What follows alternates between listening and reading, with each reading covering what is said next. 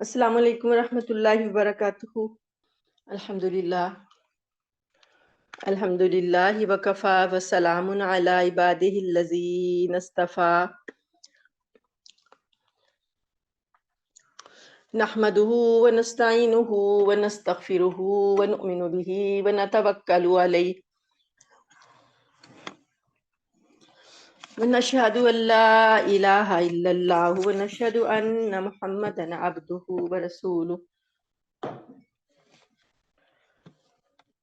صلی اللہ تعالی علیہ وعلی آلہ واصحابہ اجمعین۔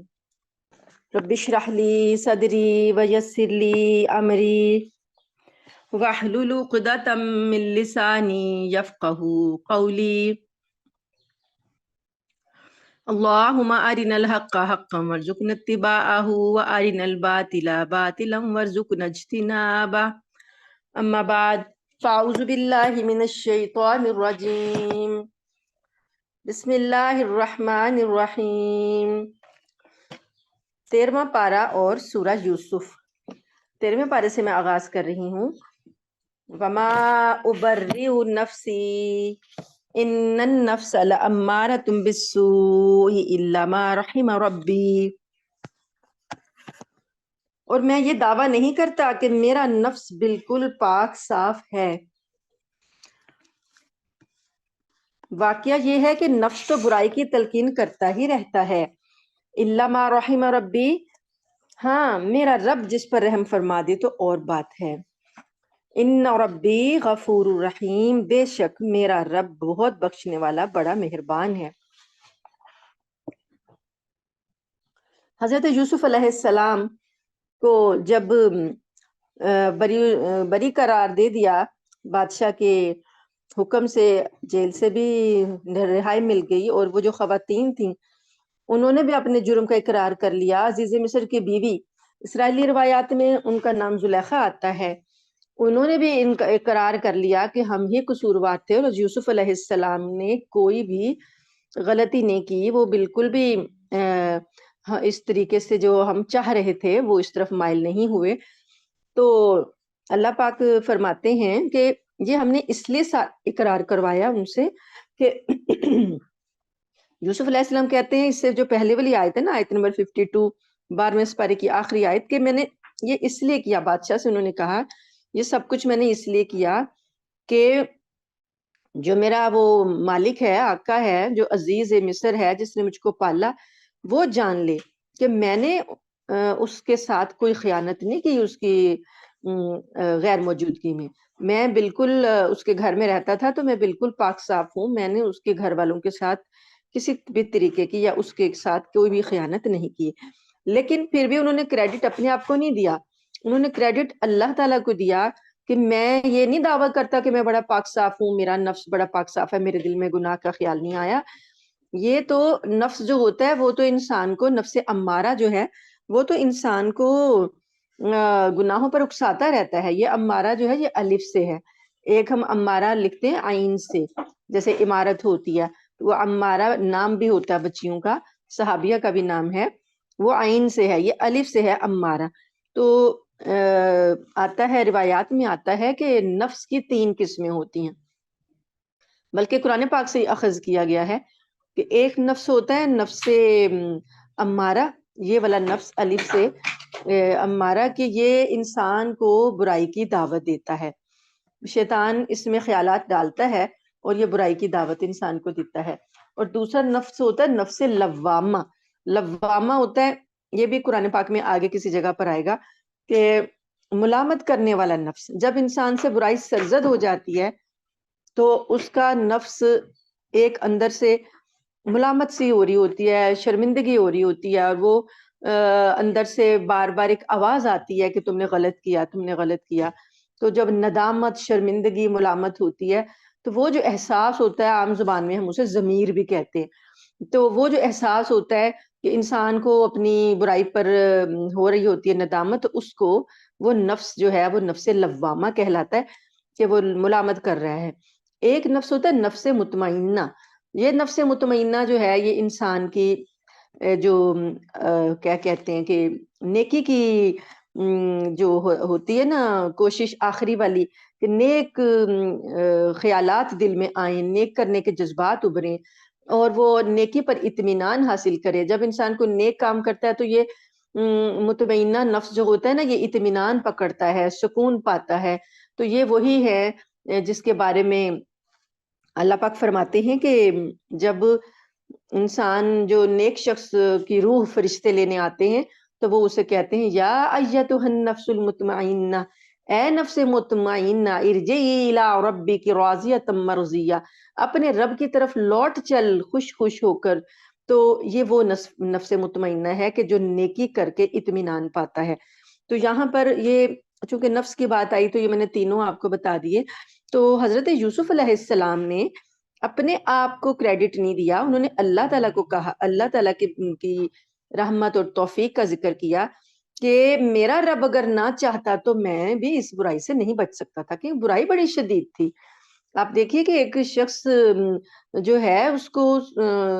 ایک وہ ماشاءاللہ سے پورا یعنی کہ بھرپور جوان ہے، خوبصورت ہے، اس کے پاس اختیار بھی ہے، وہ کر بھی سکتا ہے اور نوجوانی کا زمانہ ہے، اور اس کو دعوت دی جائے اور تنہائی میں بلایا جائے اور اس کے لیے دروازے بند کر دیے جائیں تو کون ہوگا جو بچے گا؟ وہی بچے گا نا جس پر اللہ کی رحمت خاص ہو جائے گی. تو وہ کہتے ہیں کہ یہ میرا رب بڑا بخشنے والا رحم کرنے والا ہے، اسی نے مجھے بچایا ہے، ورنہ میرے میں نہیں تھی یہ. میں یہ دعویٰ نہیں کرتا کہ میں بالکل ہی پاک صاف ہوں اور یہ خواتین جو ہیں یہ بالکل غلط جا رہی ہیں. تو یہ بھی شیطان کے بہکاوے میں آئی ہیں، تو مجھے تو میرے رب نے بچا لیا. آگے پھر آگے وہ اگلی آیت میں 54 نمبر آیت میں اللہ تعالیٰ فرماتے ہیں کہ پھر جب انہوں نے یہ ساری بات کر لی تو پھر بادشاہ نے کہا وَقَالَ الْمَلِكُ ائْتُونِي بِهِ أَسْتَخْلِصْهُ لِنَفْسِي، اور بادشاہ نے کہا کہ یہ جو اتنا مطلب اچھا اور مخلص اور امانت دار شخص ہے اس کو میرے پاس لے آؤ، میں اسے اپنے لیے خالص کروں گا. خالص سے مطلب اپنا خاص معاون بناؤں گا. ایک ہوتا ہے نا پرسنلی، جیسے اب آپ کہہ دیں پرسنل سیکٹری، کہ بھئی میرا یہ پرسنل سیکٹری ہے جو کہ اسسٹنٹ ہے، جو کہ میرا وزیر ہے پرسنل، تو خاص مشیر بناؤں گا. مشیر خاص اردو میں آپ کہہ لیں. تو وہ کہتے ہیں بادشاہ نے ان کو بلا لیا کہ میں اپنے لیے خاص کروں گا، یہ اس کی صلاحیتیں، اس کے مشورے یہ میرے کام آئیں گے، مجھے اس سے تقویت ملے گی. فلما کلمہ، پھر جب بادشاہ نے اس سے بات کی، یوسف علیہ السلام آ گئے، بادشاہ نے ان سے باتیں کی تو بادشاہ نے ان سے کہا قال انک الیوم لدینا مکین امین، آج کے دن آپ کا ہمارے پاس بہت بڑا مرتبہ ہوگا اور آپ پر پورا بھروسہ کیا جائے گا، یعنی آپ کو امانت دی جائے گی، آپ پر ہم بھروسہ کریں گے. تو اب یہاں پر حضرت یوسف علیہ السلام نے اپنی خدمات پیش کرتے ہوئے بادشاہ سے کہا قال اجعلنی علی خزائن الارض، فرمایا یہ اللہ پاک نے یوسف علیہ السلام کو وحی کی فرشتے کے ذریعے کہ آپ آگے بڑھ کر بادشاہ سے وہ ملک کی باغ دوڑ سنبھالنے کے لیے آگے بڑھ کر بادشاہ سے کہیں کہ وہ مجھے وزیر خزانہ بنا دے، کیونکہ انہیں اس وقت اسی آدمی کی ضرورت تھی جو کہ ملک کا وزیر خزانہ ان کو چاہیے تھا. تو انہوں نے کہا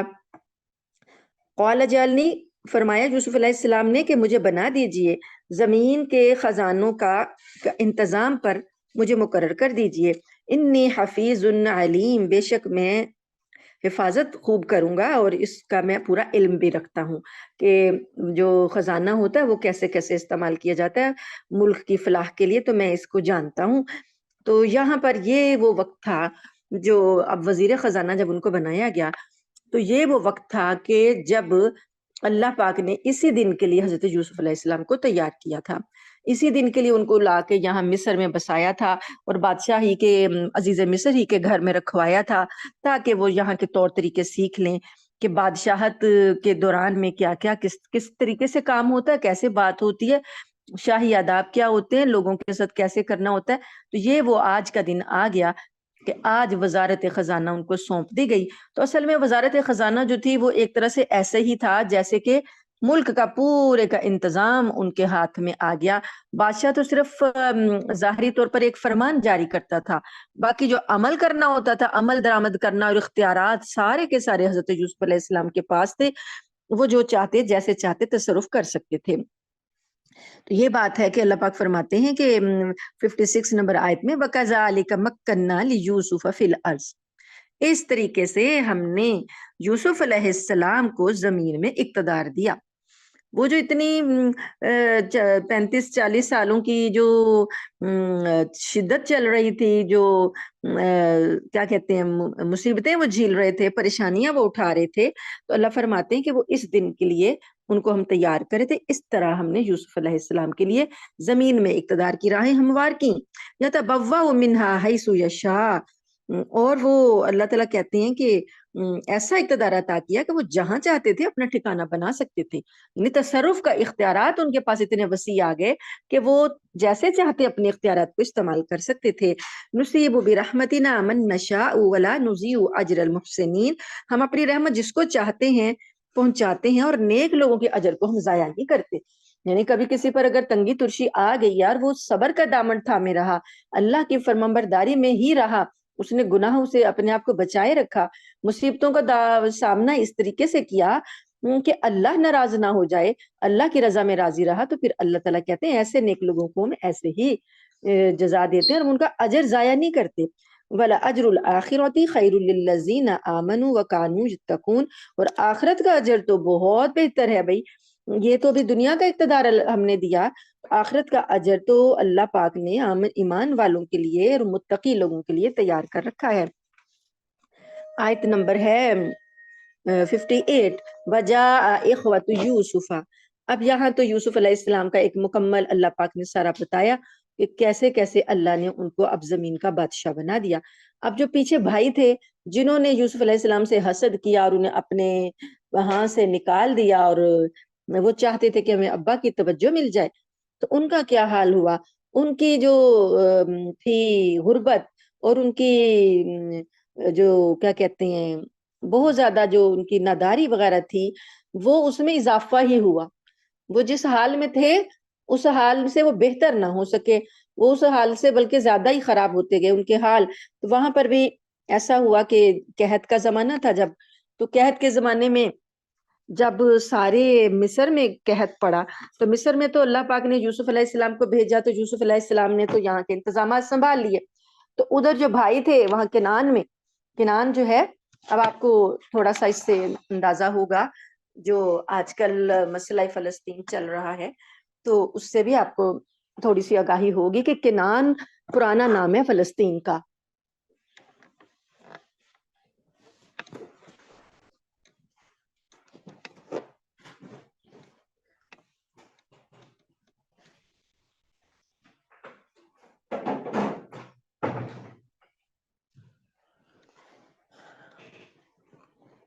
کنعان جو ہے فلسطین کا پرانا نام ہے. تو یہیں پر رہتے تھے حضرت یعقوب علیہ السلام اور ان کے بیٹے یہ بھائی یوسف علیہ السلام کے. کنعان سے ہی حضرت یوسف علیہ السلام یہاں اللہ پاک نے انہیں یہاں منتقل کرنے کے اسباب بنائے. تو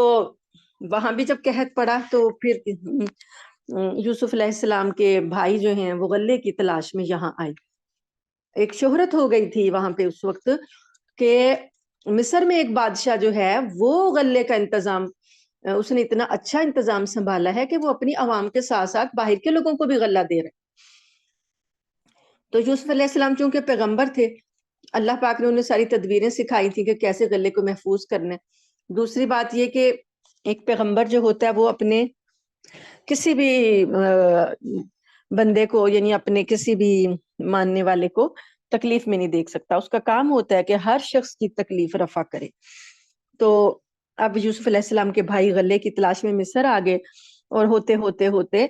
حضرت یوسف علیہ السلام کو بھی خبر پہنچ گئی کہ میرے بھائی آئے ہیں. تو یوسف علیہ السلام نے،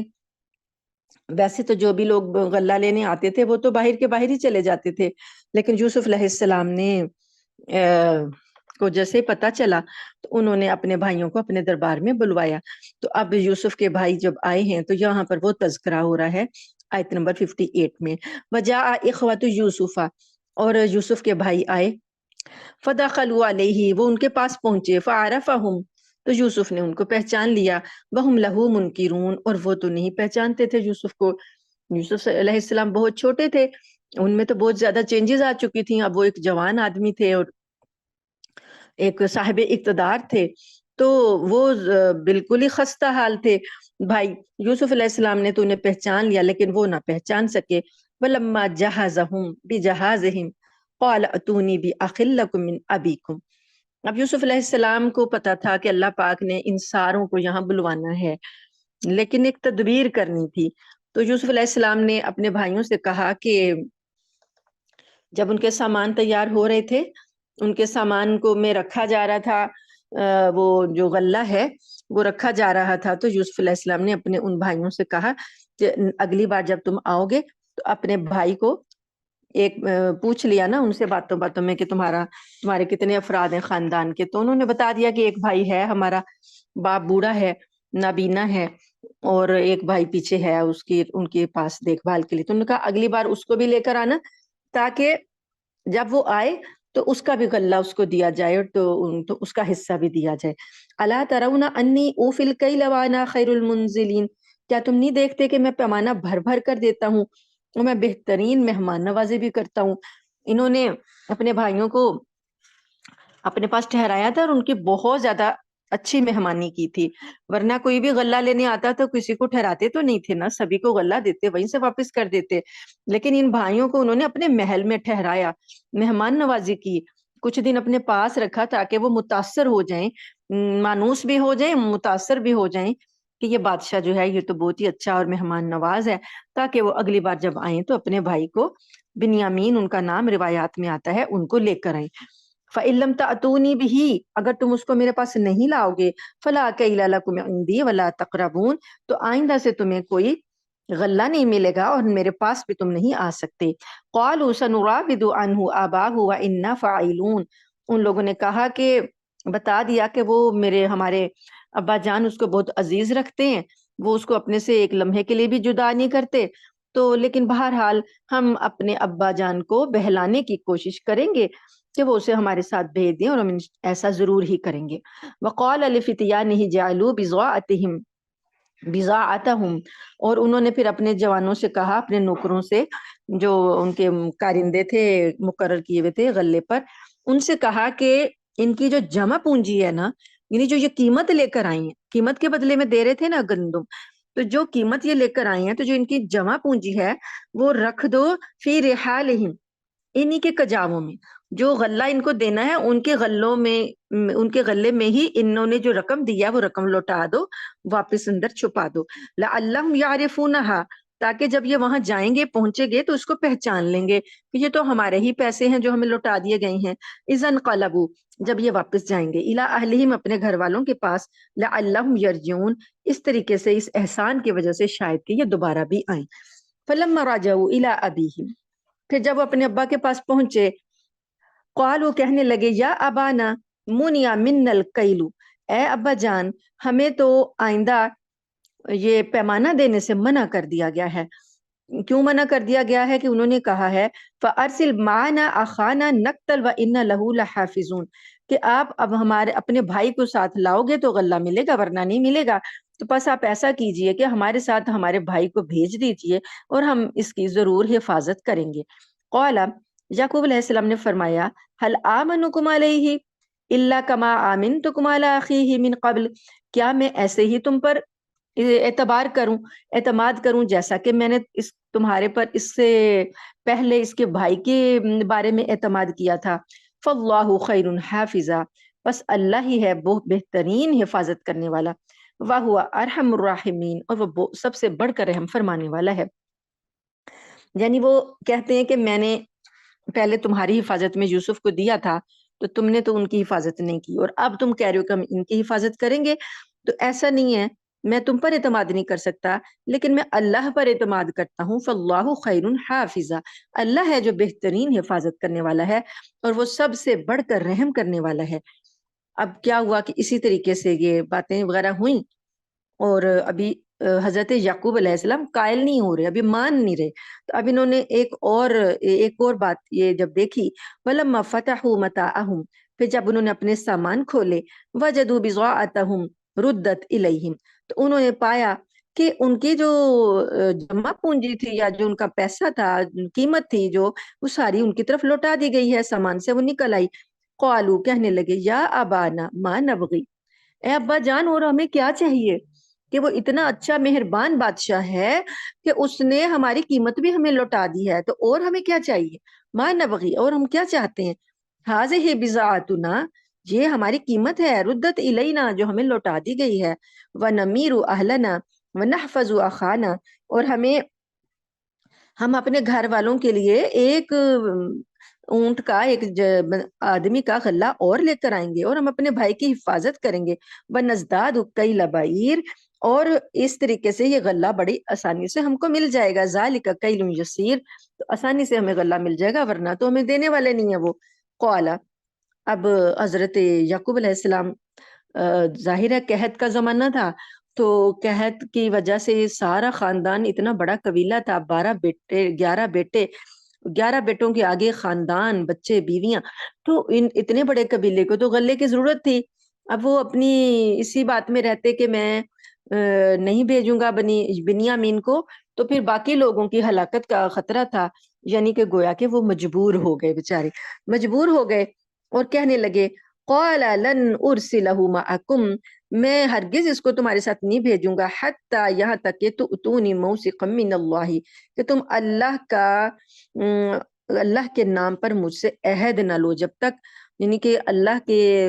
حلف لیتے نا ہاتھ اٹھا کر اللہ کا نام سے، اس طریقے سے انہوں نے کہا کہ ایسا تم جب تک میرے سے اللہ کے نام کا عہد نہیں لے لیتے تو میں نہیں بھیجوں گا. لَتَأْتُنَّنِي بِهِ، کیا عہد لینا ہے کہ تم اس کو ضرور میرے پاس واپس لاؤ گے، إِلَّا أَن يُحَاطَ بِكُمْ، سوائے اس کے کہ تم واقعی بے بس ہو جاؤ، یعنی کہ اللہ تقدیر نے اگر بے بس کر دیا تو اور بات ہے، لیکن تم اس کو ضرور میرے پاس واپس لاؤ گے بنیامین کو. تو اس طریقے سے انہوں نے بھیجا. فَلَمَّا آتَوْهُ مَوْثِقَهُمْ، پھر جب انہوں نے وہ عہد لے لیا ان سے، تو پھر کہا، قال اللہ علی ما نقول وکیل، تو یعقوب علیہ السلام نے کہا کہ جو قول و قرار ہم نے کیا ہے، ابھی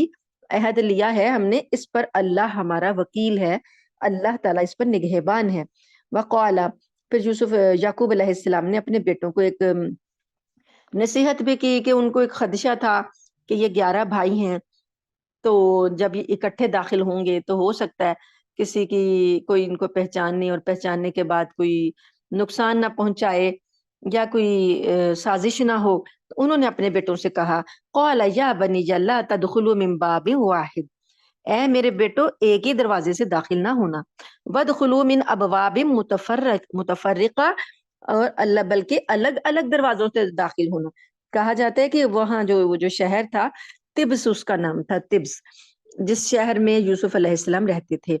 تو وہ تبس کے جو دروازے تھے وہ اسرائیلی روایات میں آتا ہے، کیونکہ بڑا وہ سیویلائزڈ تھا نا اس وقت کی جو ان کی بادشاہت تھی. یہ لوگ تو دیہات میں رہتے تھے، تو یہاں تو وہ ترقی نہیں تھی، یہاں تو کچے مکانات تھے، وہاں پر بڑی بڑی عمارتیں، بلند و بالا عمارتیں، اور بڑی سیویلائزڈ طریقے سے جو بادشاہوں کے طور اتوار ہوتے ہیں، خدام ہیں، غلام ہیں، بھگیاں ہیں، گھوڑے ہیں، اور پکے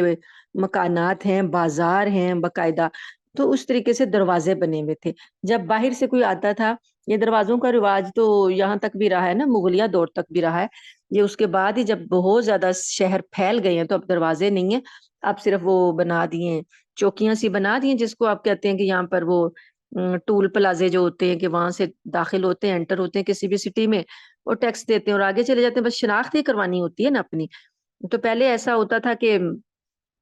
جو دروازے ہوتے تھے اس پر پہرے دار کھڑے ہوتے تھے، اور دروازے بند کر دیے جاتے تھے رات کو جب بند ہو گئے تو اب کوئی باہر کا بندہ نہیں اندر آ سکتا، نہ اندر کا بندہ باہر جا سکتا ہے، تو لوگوں کو پہچاننا نہایت آسان ہوتا تھا، تلاش کرنا بھی آسان ہوتا تھا. تو یہاں پر بھی دروازے تھے شہر طبس کے، تو وہ مختلف دروازے تھے، روایات میں آتا ہے کہ تھے تو 10-12 ہی، لیکن مشہور یہ تھا کہ بھئی 100 دروازوں والا شہر ہے. تو اس لیے بہت سے دروازوں کی وجہ سے حضرت یعقوب علیہ السلام نے اپنے بیٹوں سے کہا کہ آپ الگ الگ دروازوں سے داخل ہونا تاکہ کوئی آپ کو پہچان نہ سکے. وما اغنی عنکم من اللہ من شیء، اور میں تو مطلب وہ کہتے ہیں کہ میں اللہ کی طرف سے اگر کوئی چیز آنے والی ہے تو اس پر تو میں قادر نہیں ہوں کہ میں اس کو روک لوں. بس یہ ایک میری تدبیر ہے کہ ہم تدبیر تو ہم اختیار کریں نا اپنی حفاظت کی، باقی آگے اللہ کے ہاتھ میں ہوتا ہے. کہ اللہ پاک نے اگر کچھ لکھ ہی دیا ہے ہمارے مشیت میں، کچھ اس کی میں لکھا گیا، تو میں اس سے تمہیں نہیں بچا سکتا. ان الحکم الا للہ، اللہ ہی کا حکم چلتا ہے ہر طرف. علیہ توکل، تو اسی پر میں نے بھروسہ کیا ہے. وعلیہ فلیتوکل المتوکلون، اور تمام بھروسہ کرنے والوں کو اسی پر بھروسہ کرنا چاہیے. آیت نمبر ہے 68. وَلَمَّا دَخَلُوا مِنْ حَيْثُ أَمَرَهُمْ أَبُوهُمْ، اور جب وہ داخل ہوئے شہر میں، شہر طبس میں جب داخل ہوئے تو ایسے ہی داخل ہوئے جیسے ان کے والد نے کہا تھا کہ الگ الگ دروازوں سے داخل ہوں. مَا كَانَ يُغْنِي عَنْهُمْ مِنَ اللَّهِ مِنْ شَيْءٍ، وہ تو یہ چیز جو تھی یہ اللہ کے حکم سے ان کو بچانے والی نہیں تھی. إِلَّا حَاجَةً فِي نَفْسِ يَعْقُوبَ قَضَاهَا، مگر یہ کہ یعقوب علیہ السلام کی ایک خواہش تھی جو انہوں نے پوری کر لی. وَإِنَّهُ لَذُو عِلْمٍ لِمَا عَلَّمْنَاهُ وَلَكِنَّ أَكْثَرَ النَّاسِ لَا يَعْلَمُونَ، بے شک وہ یعنی یعقوب علیہ السلام کے بارے میں اللہ تعالیٰ ان کی تعریف میں کہتے ہیں کہ بے شک وہ ہمارے سکھائے ہوئے علم کے حامل تھے، لیکن اکثر لوگ اس معاملے کی حقیقت کو نہیں جانتے. وَلَمَّا دَخَلُوا عَلَى يُوسُفَ، پھر جب یہ سارے بھائی 11 کے 11 یوسف علیہ السلام کے پاس آئے، آوا الیہ اخاہ، انہوں نے اپنے بھائی کو ایک الگ سے اعلیٰ خاص جگہ دی. یعنی وہ ان 10 سے ان کو بنیامین کو ایک خاص جگہ پر بٹھایا. وہ بھی انہوں نے کچھ تدبیر کی کہ کس تدبیر سے ان کو اپنے بھائیوں سے الگ کرے اور اپنے قریب جگہ دیں. بتانا چاہتے تھے ان کو کہ میں تمہارا بھائی ہوں. تو پھر اس کے بعد وہ تدبیر انہوں نے جو کی اس کی وجہ سے انہوں نے اپنے بھائی کو بتا دیا. قال انی انا اخوک، کہ میں تمہارا بھائی ہوں یوسف. فلا تبتئس بما كانوا يعملون، تو یہ لوگ جو بھائی تمہارے دوسرے جو کچھ بھی یہ افعال کرتے ہیں تم ان کے بارے میں رنجیدہ نہ ہو، کیونکہ وہ جانتے تھے کہ بچپن میں ان بھائیوں نے یوسف کو اس طریقے سے لے گئے تھے، اور ان کو یہ بھی معلوم تھا کہ والد صاحب جو ہم سے زیادہ پیار کرتے ہیں وہ بھی ان کو برا لگتا ہے. تو وہ بڑے تھے تو بنیامین چھوٹے تھے تو وہ روب وغیرہ بھی جماتے تھے اور ڈانٹ ڈپٹ بھی کرتے تھے. تو اس حساب سے ابا کی توجہ لینے کے لیے وہ جو بھی کچھ کرتے تھے تو پتہ تو ان کو چلتا تھا بنیامین علیہ السلام کو، لیکن وہ خاموش رہتے تھے. تو اب انہوں نے کہا کہ تم رنجیدہ نہ ہو. فلما جہزہم بجہازہم جعل السقایۃ، پھر کیا کیا انہوں نے تدبیر بتائی، کہا کہ میں تم کو یہاں روک لوں گا، اور روکنے کے لیے کیا کروں گا یہ ان کو نہیں بتایا. انہوں نے کیا کیا، جب وہ جانے لگے سامان ان کو دے دیا، تو ان کے سامان میں بنیامین کے سامان میں سقایا پیالہ جو شاہی پیالہ تھا وہ رکھوا دیا. فی رحل اخیہ، اپنے بھائی کے سامان میں. ثم اذن مؤذن، پھر جب یہ لوگ چل پڑے تو ایک پکارنے والے نے پکارا، ایتھا العیر، اے قافلے والو، انکم لسارقون، تم تو چور ہو، تم نے چوری کر لی ہے. قالوا، وہ تو ظاہر اس وقت تو وہ عاجز آ چکے تھے نا، بھائی جو تھے بڑے والے وہ تو عاجز آ چکے تھے اس وقت، تو انہوں نے کوئی چوری وغیرہ نہیں کی تھی، اب تو وہ ایمانداری سے ہی چل رہے تھے. لیکن اب اللہ پاک نے ان کے جرم کو کھولنا تھا، اس جرم کو کھولنے کے اب انتظامات ہو رہے ہیں. آپ دیکھیں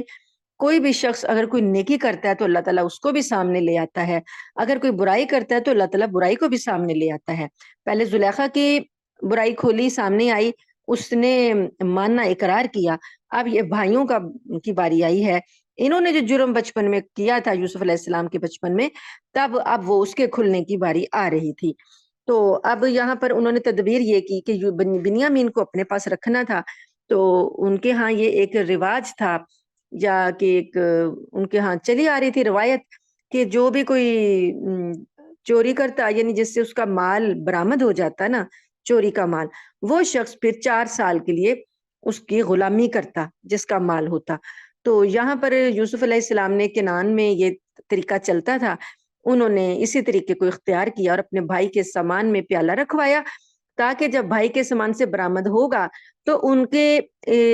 سزا کے طور پر 4 سال کے لیے وہ یوسف علیہ السلام کے پاس رہ سکیں گے۔ تو یوسف علیہ السلام نے ان کو روکنا تھا اپنے پاس، تو اس لیے پیالہ رکھوایا، اور جب ان کو پکارا گیا کہ اے قافلے والو تم تو چور ہو، قالوا واقبلوا علیہم ماذا تفقدون، وہ مڑے پیچھے کو اور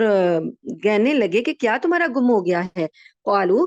انہوں نے کہا، بادشاہ کے جو کرندے تھے انہوں نے کہا، نفقد سواع الملکی، ہمارا تو پیالہ ہے، بادشاہ کا پیمانہ ہے، وہ نہیں مل رہا۔ ولمن جاء به حمل بعیر، اور جو کوئی شخص اس کو لا دے گا، یعنی ڈھونڈ دے گا، اپنے آپ اس کو دے دے گا، تو اس کو ایک اونٹ کے بوجھ کے برابر غلہ دیا جائے گا۔ وَأَنَا بِهِ زعیم، اور وہ جو محافظ اعلیٰ تھا اس نے کہا کہ میں اس بات کی ضمانت دیتا ہوں کہ اگر تم خود بخود پیالہ واپس کر دو گے تو تمہیں ایک جانور کا بوجھ بھر کے غلہ اور دیا جائے گا۔ قالوا، وہ کہنے لگے، بھائی کہنے لگے، تاللہ، قسم اللہ کی، لقد علمتم ما جئنا لنفسد فی الارض، آپ جانتے ہیں کہ ہم یہاں پر فساد پھیلانے نہیں آئے، وما کننا سارقین، اور ہم چور بھی نہیں ہیں۔ قالوا، انہوں نے بادشاہ کے کرندوں نے کہا، فما جزاؤہ ان کنتم کاذبین، اگر تم جھوٹے نکلے تو پھر اس کا تمہاری کیا سزا ہوگی، کیا بدلہ ہوگا۔ قالوا، کہنے لگے، جزاؤہ من وجد فی رحلہ، وہی اپنا قانون انہوں نے بتا دیا کہ جو جس کے سامان سے نکل آیا فہو جزاؤہ، وہی اس کا بدلہ ہے، یعنی جس بندے کے سامان سے نکلا وہ بندہ تمہارا ہو گیا، وہ اپنے بدلے میں تم وہ لے لینا۔ کذالک نجزی الظالمین، اسی طرح ہم ظالموں کو جزا دیتے ہیں۔ یعنی اللہ پاک فرماتے ہیں کہ جو کوئی انہوں نے اپنے طور سے کہا کہ یہ ظلم کرے گا نا، جو کوئی چوری کرے گا، تو ہمارے ہاں ظالموں کا بدلہ یہی ہے کہ اسی بندے کو تم رکھ لینا۔ فبدا بأوعیاتہم، پھر انہوں نے شروع کیا ان کے سامان سے، یعنی جو باقی 10 بھائی تھے ان کے سامان سے آغاز کیا، یہ نہیں کیا کہ سب سے پہلے بنیامین کے سامان کو کھول دیا، پہلے دوسرے بھائیوں کا سامان کھولا۔ قبل وعاء اخیہ، ان کے بھائی بنیامین کے سامان سے پہلے دوسرے بھائیوں کا سامان کھولا۔ ثم استخرجها من وعاء اخیہ، پھر آخر میں اپنے بھائی کے سامان سے وہ نکلوا لیا۔ کذالک کدنا لیوسف، اس طرح یوسف علیہ السلام نے تدبیر کی۔ ما کان لیاخذ اخاہ فی دین الملک، کیونکہ وہ بادشاہ کے دین میں، بادشاہ کا جو قانون تھا وہاں کا، اس قانون کے تحت وہ بنیامین کو نہیں رکھ سکتے تھے۔ الا ان یشاء اللہ، مگر یہ کہ اگر اللہ چاہے، یعنی اللہ نے یہ سکھایا یوسف علیہ السلام کو کہ بادشاہ کا تو کوئی قانون ایسا نہیں تھا کہ جس میں بنیامین کو وہ روک سکتے تھے، لیکن اللہ نے جو چاہا تو پھر اللہ نے کیا۔ نرفع درجات من نشاء، اللہ تعالیٰ فرماتے ہیں اسی طریقے سے ہم جس کے لیے چاہتے ہیں ان کے درجے بلند کر دیتے ہیں۔ وفوق کل ذی علم علیم، اور جتنے بھی علم والے ہیں نا، ان سب علم والوں کے اوپر ایک بڑا علم والا موجود ہے، یعنی اللہ تعالیٰ موجود ہے۔ اب جب سامان نکل آیا تو پوچھا گیا، انہوں نے بادشاہ کے کرندوں نے پوچھا کہ یہ دیکھو، تم تو کہہ رہے تھے ہم نے چوری نہیں کی، اور تمہارے بھائی کے سامان سے یہ پیمانہ نکل آیا۔ قالوا، کہنے لگے، ان یسرق، اگر اس نے چوری کی ہے۔ اب یوسف علیہ السلام موجود ہیں، یوسف علیہ السلام کے محافظ جو ہیں وہ سامان کی تلاشی بھی لے رہے ہیں، اور یوسف علیہ السلام کے سامنے ہی سارا کچھ ہو رہا ہے، تو کہنے لگے اگر اس نے چوری کی ہے نا بنیامین نے، فقد سرق اخ له من قبل، تو اس کا ایک بھائی تھا، اس سے پہلے اس نے بھی چوری کی تھی، یعنی یوسف علیہ السلام پہ بھی بلیم کر رہے ہیں۔ یوسف علیہ السلام کا بچپن میں کوئی انہی کی روایات میں آتا ہے کہ بچپن میں جب یہ بہت چھوٹے تھے تو ان کی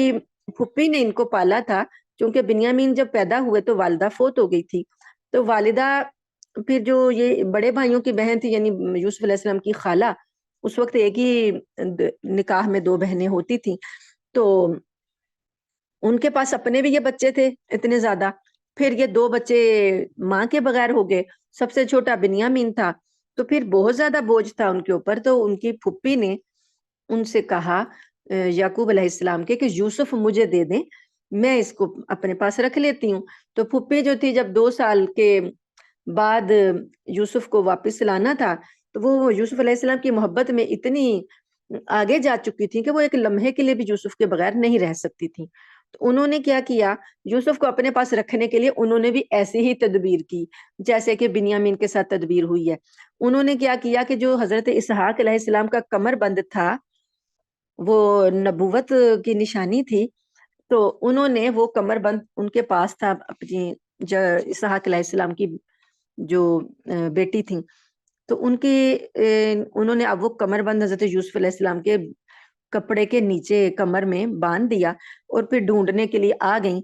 کہ بھی میرا کمر بند نہیں مل رہا، تو خود ہی باندھا تھا یوسف علیہ السلام کو۔ بعد میں انہوں نے بھی یہی تدبیر اختیار کی کہ جب یوسف سے یہ برآمد ہوگا تو میں کہوں گی کہ یوسف نے چوری کی ہے، اور یوسف کو میں اپنے پاس لے جاؤں گی، یعنی وہ ان کے قانون میں تھا کہ وہ بندے کو لے سکتے تھے۔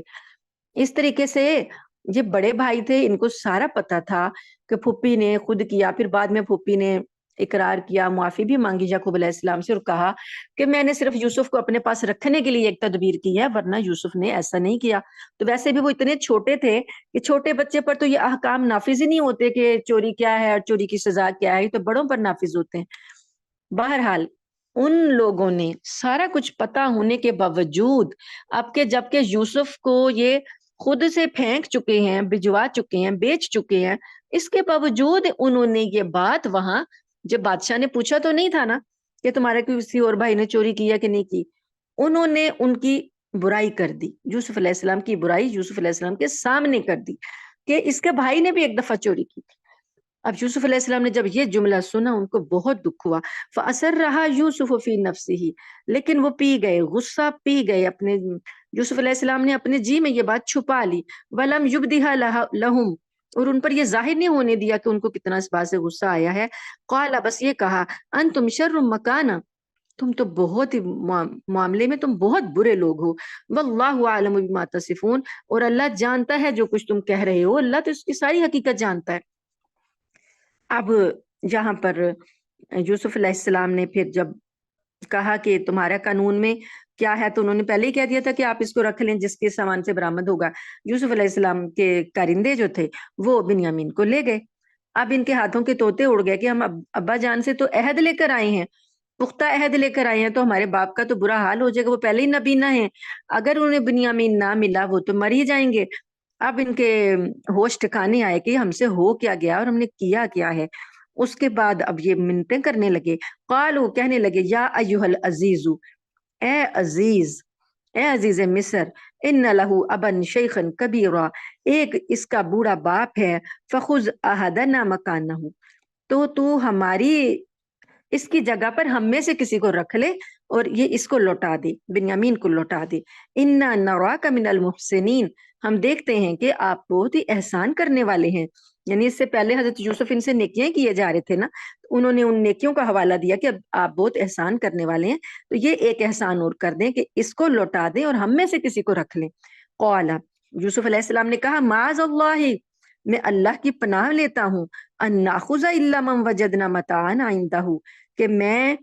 کسی اور کو لے لوں، اس کو چھوڑ کر جس سے ہمارا سامان برآمد ہوا ہے، اس کو چھوڑ کر میں کسی اور کو لے لوں، انا اذا لظالمون، پھر تو میں بڑا ظلم کرنے والا ہوں گا کہ قصور کسی کا ہو اور میں سزا کسی کو دوں۔ فلما استيئسوا منه خلصوا نجيا، پھر جب وہ مایوس ہو گئے،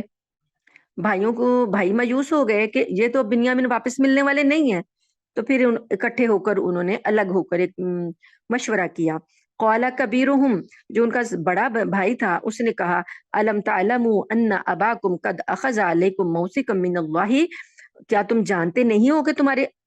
ابا جان نے تم سے پختہ عہد لیا تھا اللہ کا، ومن قبل ما فرطتم فی یوسف، اور اس سے پہلے تم یوسف کے معاملے میں زیادتی بھی کر چکے ہو، فلن ابرح الارض، پس میں ہرگز اس زمین کو چھوڑنے والا نہیں، حتی یأذن لی ابی، یہاں تک کہ میرے ابا مجھے خود حکم دیں، او یحکم اللہ لی، یا اللہ میرے لیے کوئی فیصلہ کر دے۔ یعنی اس نے کہا کہ اب میں اس سرزمین سے واپس نہیں جاؤں گا، میں بھی یہیں رہ جاؤں گا، تو ابا جان جو ہیں جب تک کہ مجھے خود نہ حکم دیں یا اللہ کو فیصلہ نہ کر دے، تو اب میں ان کا سامنا نہیں کر سکتا، یعنی میں ابا جان کو فیس نہیں کر سکتا۔ وَهُوَ خَيْرُ الْحَاكِمِينَ، اور اللہ تعالیٰ بہترین فیصلہ کرنے والا ہے۔ ارجعوا الی ابیکم، اپنے ابا کے پاس واپس چلے جاؤ، فقولوا یا ابانا، پس کہنا جا کر کہ اے ابا، ان ابنک سرق، کہ آپ کے بیٹے نے تو چوری کر لی تھی، وما شہدنا الا بما علمنا، اور ہم تو کسی چیز پر گواہ نہیں ہیں لیکن جو ہمیں معلوم ہوا وہ تو یہی ہے، وما کننا للغیب حافظین، اور غیب کی نگہبانی کرنا تو ہمارے بس میں نہیں۔ وَاسْأَلِ الْقَرْيَةَ الَّتِي كُنَّ فِيهَا، اور جس بستی میں ہم تھے آپ ان سے بھی پوچھ لیجئے، وَالْعِيرَ الَّتِي أَقْبَلْنَ فِيهَا، اور جس قافلے میں ہم آئے ہیں آپ اس سے بھی پوچھ لیجئے، وَإِنَّا لَصَادِقُونَ، کہ ہم سچ بول رہے ہیں۔ قال، اب جب ساری باتیں یہ ہو گئیں، آ گئے یوسف علیہ السلام کے پاس، جب یہ سارا معاملہ ان کے سامنے آیا تو یعقوب علیہ السلام نے کہا، قال بل سولت لکم انفسکم امرا، یعقوب علیہ السلام نے یہ ساری باتیں سنی تو انہوں نے کہا کہ نہیں، تم نے اپنے آپ سے کوئی یہ بہانے بنا لیے ہیں، کوئی تم نے یہ گھڑ لی ہے بات، تو میں تمہاری بات پر یقین نہیں کروں گا۔ فصبر جمیل، میرے لیے تو ایک اب صبر ہی بہتر ہے۔ عسى اللہ ان یأتینی بہم جمیعا، ممکن ہے کہ اللہ تعالیٰ ساروں کو اکٹھا کر کے میرے پاس لے آئے، یعنی اب 3 بیٹے ہو گئے، یوسف علیہ السلام، بنیامین اور ایک ان کا بڑا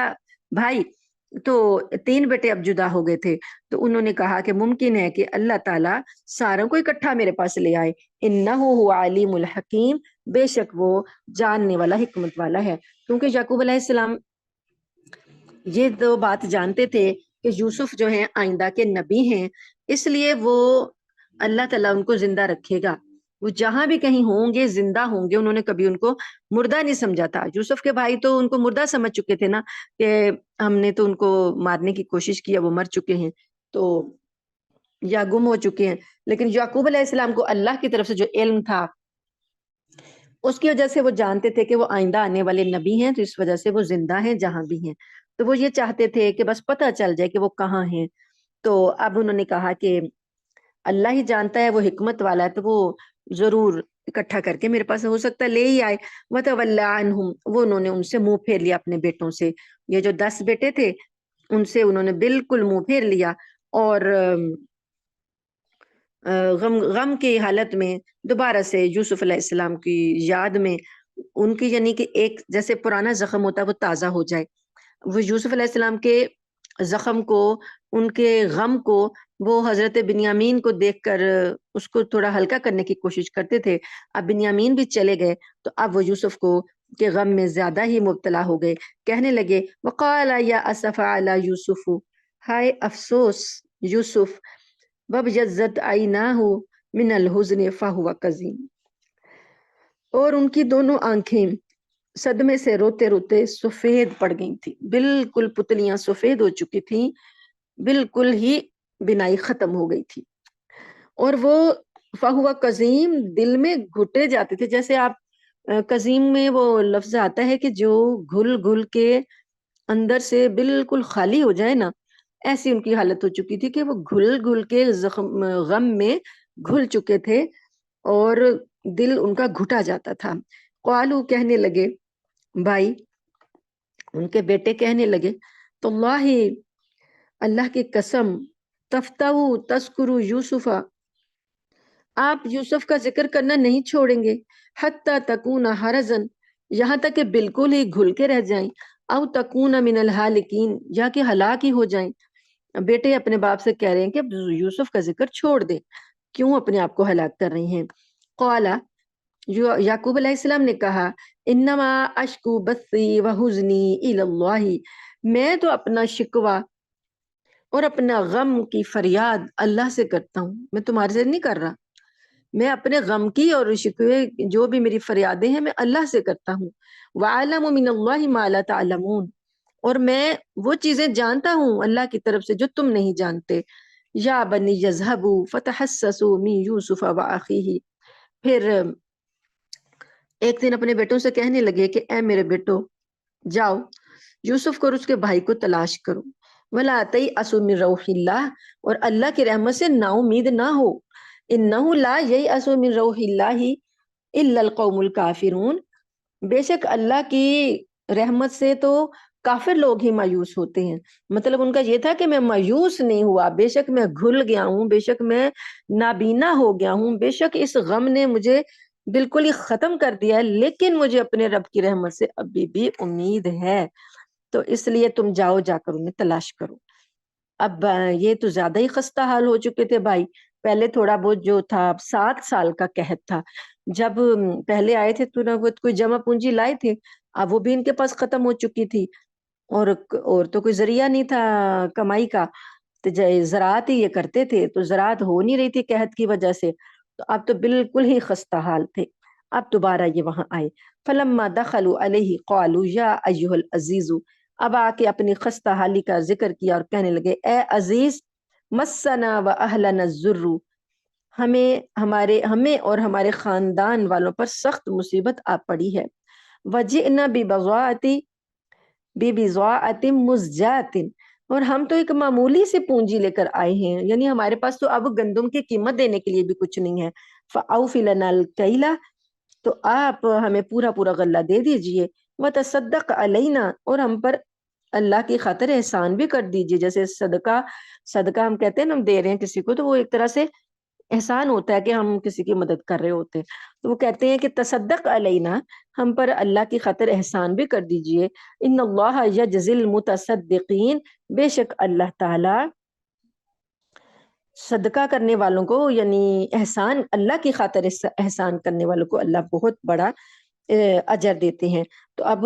صدقہ ایسے عطیے کو کہتے ہیں نا جو کسی کے ذمہ واجب نہیں ہے، اب کسی کو میں اگر دے رہی ہوں تو میرے ذمہ واجب تو نہیں تھا نا کہ میں اس کو دیتی، لیکن میں احسان کے طور پر کسی کو صدقہ دے رہی ہوں، تو اسی طریقے سے کہ اللہ کی خوشنودی اس کے اندر ہوتی ہے، اللہ کی رضا اس کے اندر ہوتی ہے۔ تو اب یہ انہوں نے ایسے بات غلے سے شروع کی تاکہ ہماری خستہ حالی دیکھ کر یوسف علیہ السلام کا دل کچھ نرم پڑ جائے، جب نرم پڑے گا تو پھر ہم ان سے کہیں گے کہ ہمارے بھائی کو بھی واپس دے دیں، کیونکہ ہمارے ابا جو ہیں وہ بہت ہی زیادہ بیمار ہو گئے ہیں۔ تو اب انہوں نے، یوسف علیہ السلام نے، ابھی اور کوئی بات ہوئی نہیں تھی، صرف ان کی خستہ حالی دیکھی تو ان کا دل نرم پڑ گیا، اور وہ پہلے بھی ملنا ان سے چاہ رہے تھے، لیکن وہ چاہ رہے تھے کہ انہیں کچھ احساس ہو جائے اپنے جرم کی سنگینی کا، کہ انہوں نے کتنے بڑے بڑے جرائم کر لیے، تو اس جرائم کی وجہ سے یہ ابھی تک توبہ ہی نہیں کر پائے تھے۔ انہوں نے کہا تھا نا کہ ہم بعد میں اپنی اصلاح کر لیں گے، لیکن نہیں کر پائے تھے، کیونکہ توفیق اللہ دیتا ہے تو یہ انسان توبہ کرتا ہے۔ جب کوئی انسان کو اتنا بڑا جرم کر لے تو بعض اوقات اس سے توبہ کی توفیق ہی چھن جاتی ہے، اللہ توفیق ہی نہیں دیتے کہ وہ توبہ کرے، اور وہ گناہوں کے اندر ہی رہتا ہے۔ تو یہاں پر حضرت یوسف علیہ السلام نے، اب چاہے دیکھیں، جب کسی کی ایک، پہلے تو انہوں نے اپنے باپ کے لیے کیا تھا، اس وقت بھی وہ لوگ بھی ابھی نو عمر سے تھے، اپنے باپ کی توجہ حاصل کرنے کے لیے یوسف علیہ السلام کے ساتھ زیادتی کی انہوں نے، لیکن اب وہ بڑے ہو چکے ہیں، اب وہ خود بچوں والے ہیں، اب انہیں احساس ہو رہا ہے کہ ایک باپ کو اس کے بیٹے سے جدا کرنا کتنا بڑا جرم ہے، اور جب بنیامین کو اس وقت زبردستی ان سے لے لیا گیا، ان کی وہ نہیں تھی، چاہت نہیں تھی، ان کی خواہش نہیں تھی کہ بنیامین جو ہیں وہ ان کے ابا سے جدا ہو جائیں، تو اب وہ جب چلے گئے تو اب یہ بے بس ہیں، مجبور ہو گئے، عاجز ہو گئے، انہیں اپنی گناہ کی سنگینی کا احساس ہو گیا کہ یہ گناہ ہم سے کتنا بڑا سرزد ہوا ہے، اور ہم نے اپنے ابا کو کتنی تکلیف پہنچائی ہے۔ تو اب یوسف علیہ السلام کو بھی پتہ چل گیا کہ ان کے دل جو ہیں اب اس بات کو قبول کریں گے کہ انہوں نے غلطی کی ہے، غلطی کا احساس ان کو اب ہوگا، تو اب یوسف علیہ السلام نے ان کے سامنے اپنی حقیقت کھول دی، کہنے لگے قال هل علمتم ما فعلتم بيوسف واخيه، کیا تمہیں کچھ پتا بھی ہے کہ تم نے یوسف اور اس کے بھائی کے ساتھ کیا کیا کیا تھا، اذ انتم جاہلون، جبکہ تم بالکل جہالت میں مبتلا تھے۔ قالو، کہنے لگے اِنَّكَ لَأَنْتَ یوسف، کیا آپ ہی یوسف ہیں؟ یعنی ایک ہی جملے میں تو نہیں انہوں نے کہہ دیا ہوگا، تھوڑا اور بھی باتیں ہوئی ہوں گی، لیکن اللہ پاک تو ہمیں موٹی موٹی باتیں بتا رہی ہیں نا۔ اب کہنے لگے کہ کیا آپ یوسف ہیں؟ قال انا یوسف وہذا اخی، تو یوسف علیہ السلام نے فرمایا کہ ہاں میں یوسف ہوں اور یہ میرا بھائی ہے بنیامین۔ قد من اللہ علینا، تحقیق اللہ نے ہم پر بڑا احسان کیا، یعنی تم لوگوں نے تو اپنی ہمارے ساتھ زیادتی کی، لیکن اللہ نے ہم پر بڑا احسان کیا۔ انہ من یتقی وَيَصْبِرْ فَإِنَّ اللَّهَ لَا يُضِيعُ أَجْرَ الْمُحْسِنِينَ، بے شک جو کوئی شخص تقوی اختیار کرتا ہے اور صبر کرتا ہے تو بے شک اللہ تعالیٰ ان کا احسان کرنے والوں کا، نیکی کرنے والوں کا اجر ضائع نہیں کرتے۔ اب کیا حال ہوا ہوگا، آپ امیجن کر لیں کہ 40 سال کے بعد 40 سال کے بعد یہ بچھڑے ہوئے بھائی ملے اور انہیں اپنی سنگینی کا بھی احساس ہوا، اور انہوں نے دیکھا، اپنی آنکھوں سے دیکھا، تیسرا چکر تھا ان کا یہ مصر میں، اور تینوں چکر میں وہ یوسف علیہ السلام کی شان و شوکت دیکھ چکے تھے، اور ان کو اپنے حالات کا علم تھا کہ ہم کہاں رہ رہے ہیں، اور یہ یوسف جس کو ہم چاہتے تھے کہ وہ رتبہ نہ پائے، جس کو ہم چاہتے تھے کہ وہ برتری نہ پائے، اس کو اللہ نے کیسی شان عطا کی ہے، جاہ مرتبہ، شان و شوکت، نبوت، اور ساتھ میں دنیا کی بادشاہت، تو وہ دیکھ چکے تھے۔ تو اس لیے حضرت یوسف علیہ السلام نے کہا کہ جو تقوی اختیار کرتا ہے، نیکی اختیار کرتا ہے اور صبر بھی کرتا ہے، تم لوگوں نے مجھ پر مصیبتیں توڑی، میں نے صبر کیا، تو اللہ تعالیٰ پھر نیک لوگوں کا اجر ضائع نہیں کرتا۔ قالو، کہنے لگے، تاللہ لقد آثرک اللہ علینا، اللہ کی قسم اللہ نے آپ کو ہم پر ترجیح دی ہے، یعنی اللہ نے آپ کو ہم پر برتر بنا دیا، برتری عطا کر دی، وَإِنَّا كُنَّا لَخَاطِئِينَ، اور یقیناً ہم خطا کار تھے۔ تو یہاں پر ان کو اپنی غلطی کا احساس ہو گیا، اب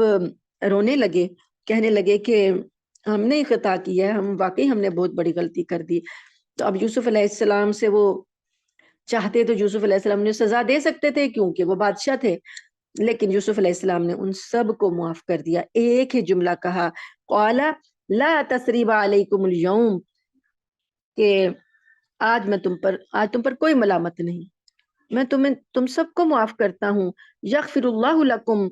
اللہ بھی تمہیں معاف کرے، وہو ارحم الراحمین، اور وہ سارے رحم کرنے والوں میں بڑھ کر رحم کرنے والا ہے۔ اذهبوا بقمیصی، میری یہ قمیص لے جاؤ، میرا یہ کرتا لے جاؤ، ھذا یہ، فالقوہ علی وجہ ابی یأتی بصیرا، انہیں معلوم ہو چکا تھا بنیامین کی زبانی کے ابا جان کا کیا حال ہے، یعقوب علیہ السلام کا کیا حال ہے، وہ نابینا ہو چکے ہیں۔ انہوں نے اب اپنے بھائیوں سے کہا کہ میرا یہ کرتا لے جاؤ اور اس کو میرے ابا جان کے چہرے کے پر ڈال دینا، یعنی چہرے سے لگانا، تو وہ یاتی بصیرہ، ان کی آنکھیں لوٹ آئیں گی، ان کی بینائی لوٹ آئے گی، وَأْتُونِي بِأَهْلِكُمْ أَجْمَعِينَ، اور ساروں کو لے کر میرے پاس آ جاؤ، یعنی یعقوب علیہ السلام کو بھی اور اپنے سارے بال بچوں کو، پورے خاندان قبیلے کو لے کر میرے پاس آ جاؤ۔ یہ ہے وہ جواب جو کہ مشرکین مکہ نے، بنی اسرائیلیوں نے مشرکین مکہ سے پوچھوایا تھا کہ نبی کریم صلی اللہ علیہ وسلم سے پوچھو کہ یہ بنی اسرائیل مصر کیسے پہنچے، یہ تو کنعان میں رہتے تھے، فلسطین میں رہتے تھے، تو مصر کیسے یہ پہنچے؟ تو یہ جواب ہے کہ جب یوسف علیہ السلام نے خود ان ساروں کو وہاں بلوایا اور اپنے خاندان کو وہاں آباد کروایا مصر میں۔ وَلَمَّا فَصَلَتِ الْعِيرُ، اب ادھر یعقوب علیہ السلام کا حال سنیے، اب وہاں سے قافلہ چلا ہے اور کہتے ہیں کہ 20 دن کے مسافت ہوتی تھی، یعنی جو سفر مسافت جو ڈسٹینس تھا 20 دن میں کور ہوتا تھا مصر سے لے کر کنعان تک کا، تو ابھی قافلہ 20 دن پیچھے ہے، ابھی وہ چلنے ہی لگا ہے، ابھی 20 دن لگیں گے، لیکن حضرت یعقوب علیہ السلام کو یوسف علیہ السلام کی خوشبو آ گئی، کہنے لگے، قال ابوہم انی لاجد ریح یوسف، کہنے لگے ان کے ابا کہ میں تو یوسف کی خوشبو محسوس کر رہا ہوں، لولا ان تفندون، اگر تم یہ نہ کہو کہ یہ بوڑھا جو ہے یہ سٹھیا گیا ہے، یعنی بڑھاپے میں بعض اوقات عقل جو ہے وہ اتنا ساتھ نہیں دیتی، تو لوگ کہتے ہیں نا کہ یہ بوڑھا ہے بندہ تو صحیح بات نہیں کرتا، عقل کام نہیں کرتی تو بہکی بہکی باتیں کرتا ہے، تو وہ اپنے فیملی سے کہنے لگے کہ اگر تم یہ نہ کہو کہ یہ بوڑھا سٹھیا گیا ہے تو مجھے تو یوسف کی خوشبو آ رہی ہے۔ قالو، گھر والے کہنے لگے، تو اللہ انک لفی ضلالک القدیم، کہ اللہ کی قسم آپ تو پرانی، جو آپ کی پرانا غم ہے نا، پرانی یادیں ہیں نا، غلط فہمی، اسی میں آپ پڑے ہوئے ہیں اور ابھی تک آپ یوسف ہی کی باتیں کرتے رہتے ہیں۔ فلما ان جاء البشیر القاہ،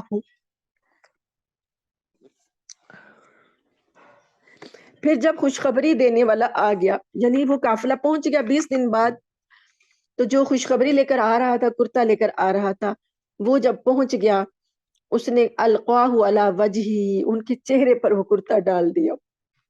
فرتردہ بصیرہ، تو ان کی آنکھیں لوٹ آئیں، بینائی لوٹ آئی. قال، کہنے لگے الم اقل لکم انی اعلم من اللہ ما لا تعلمون، کیا میں تم سے کہتا نہیں تھا کہ میں وہ چیزیں جانتا ہوں اللہ کی طرف سے جو تم نہیں جانتے. اب وہ بیٹے جو ہیں وہ اپنی غلطی کا اقرار کر رہے ہیں، کہتے ہیں قالوا یا ابا نستغفر لنا ذنوبنا، اے ابا جان ہمارے گناہوں کے لیے ہماری بخشش مانگی اللہ پاک سے، ہمیں معاف کر دیجئے،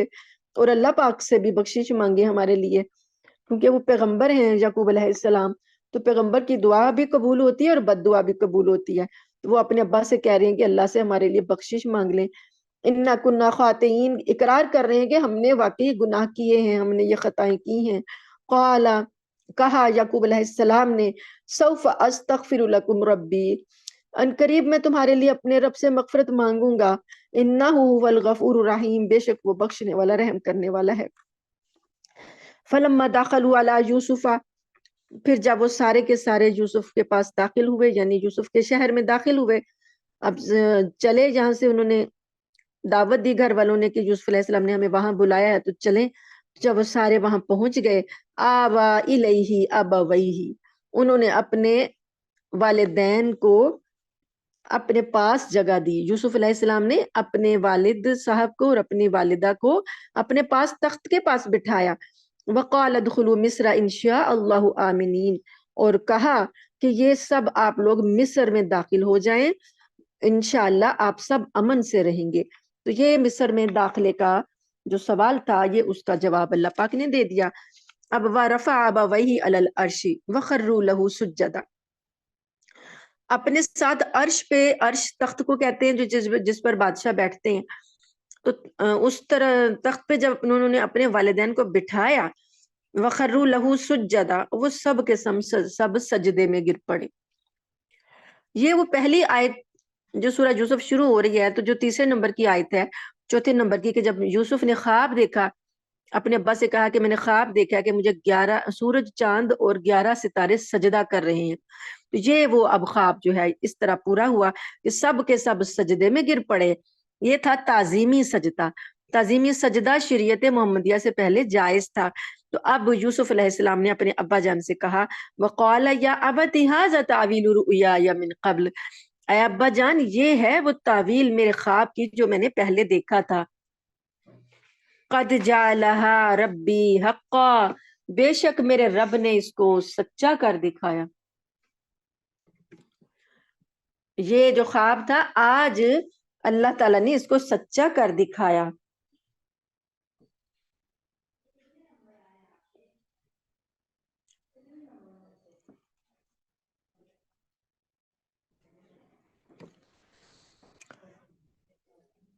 وقد احسن بی، اور وہ میرے رب نے مجھ پر بڑا احسان کیا،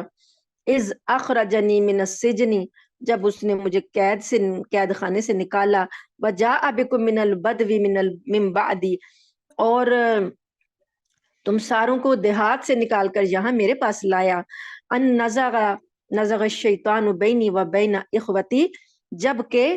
شیطان نے میرے اور میرے بھائیوں کے درمیان فساد ڈال دیا تھا. تو یہ دیکھیے کہ یوسف علیہ السلام نے کتنے دکھ اٹھائے تھے، لیکن جب ان کو یہ اللہ نے احسان کیا، انہوں نے کس سے دکھ کا ذکر نہیں کیا.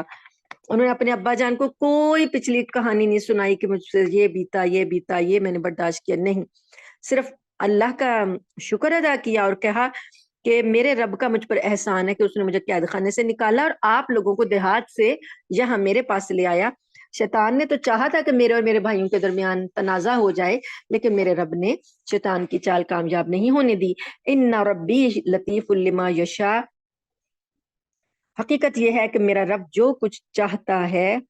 اس کے لیے بڑی لطیف تدبیریں کرتا ہے. انہ هو العلیم الحکیم، بے شک وہ خوب جاننے والا، حکمت والا ہے. یعنی میرے رب کی تدبیر یہ تھی کہ وہ مجھے یہاں پر بادشاہت عطا کرے، تو وہ اتنا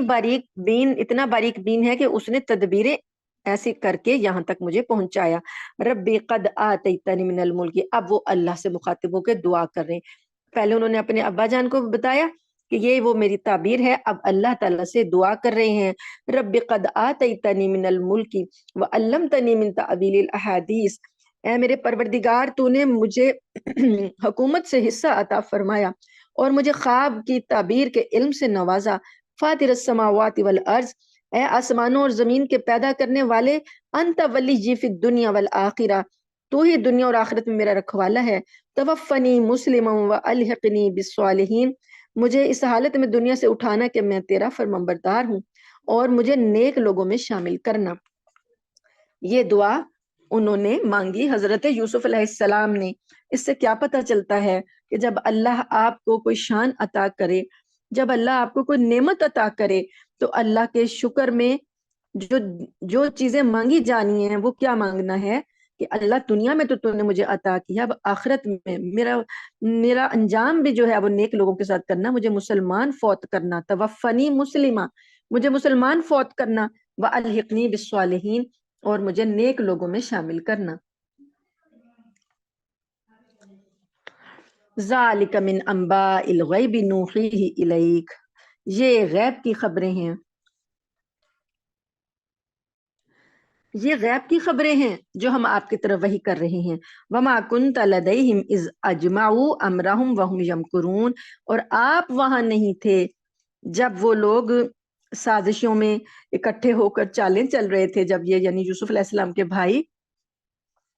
اکٹھے ہوئے تھے اور چالیں چل رہے تھے، تو آپ صلی اللہ علیہ وآلہ وسلم وہاں نہیں تھے۔ یہ غیب کی خبریں ہیں جو ہم آپ پر وحی کر رہے ہیں۔ اس سے بتانا کیا مقصود ہے کہ مکہ والو، تم لوگ نبی کریم صلی اللہ علیہ وسلم کو جھوٹا سمجھ رہے ہو، حالانکہ یہ تو غیب کی خبریں ہیں جو یہ آپ کو دے رہے ہیں۔ تم نے سوال کیا تو اللہ نے یہ بتا دیا، اس سے پہلے نہ تم جانتے تھے نہ یہ جانتے تھے، تم ان پر ایمان لاؤ، یہ اللہ کی وحی ہے۔ وما اکثر الناس ولو حرصت بمؤمنین، لیکن پھر اللہ پاک نے خود ہی بتا دیا کہ اس کے باوجود اکثر لوگ ایمان لانے والے نہیں ہیں،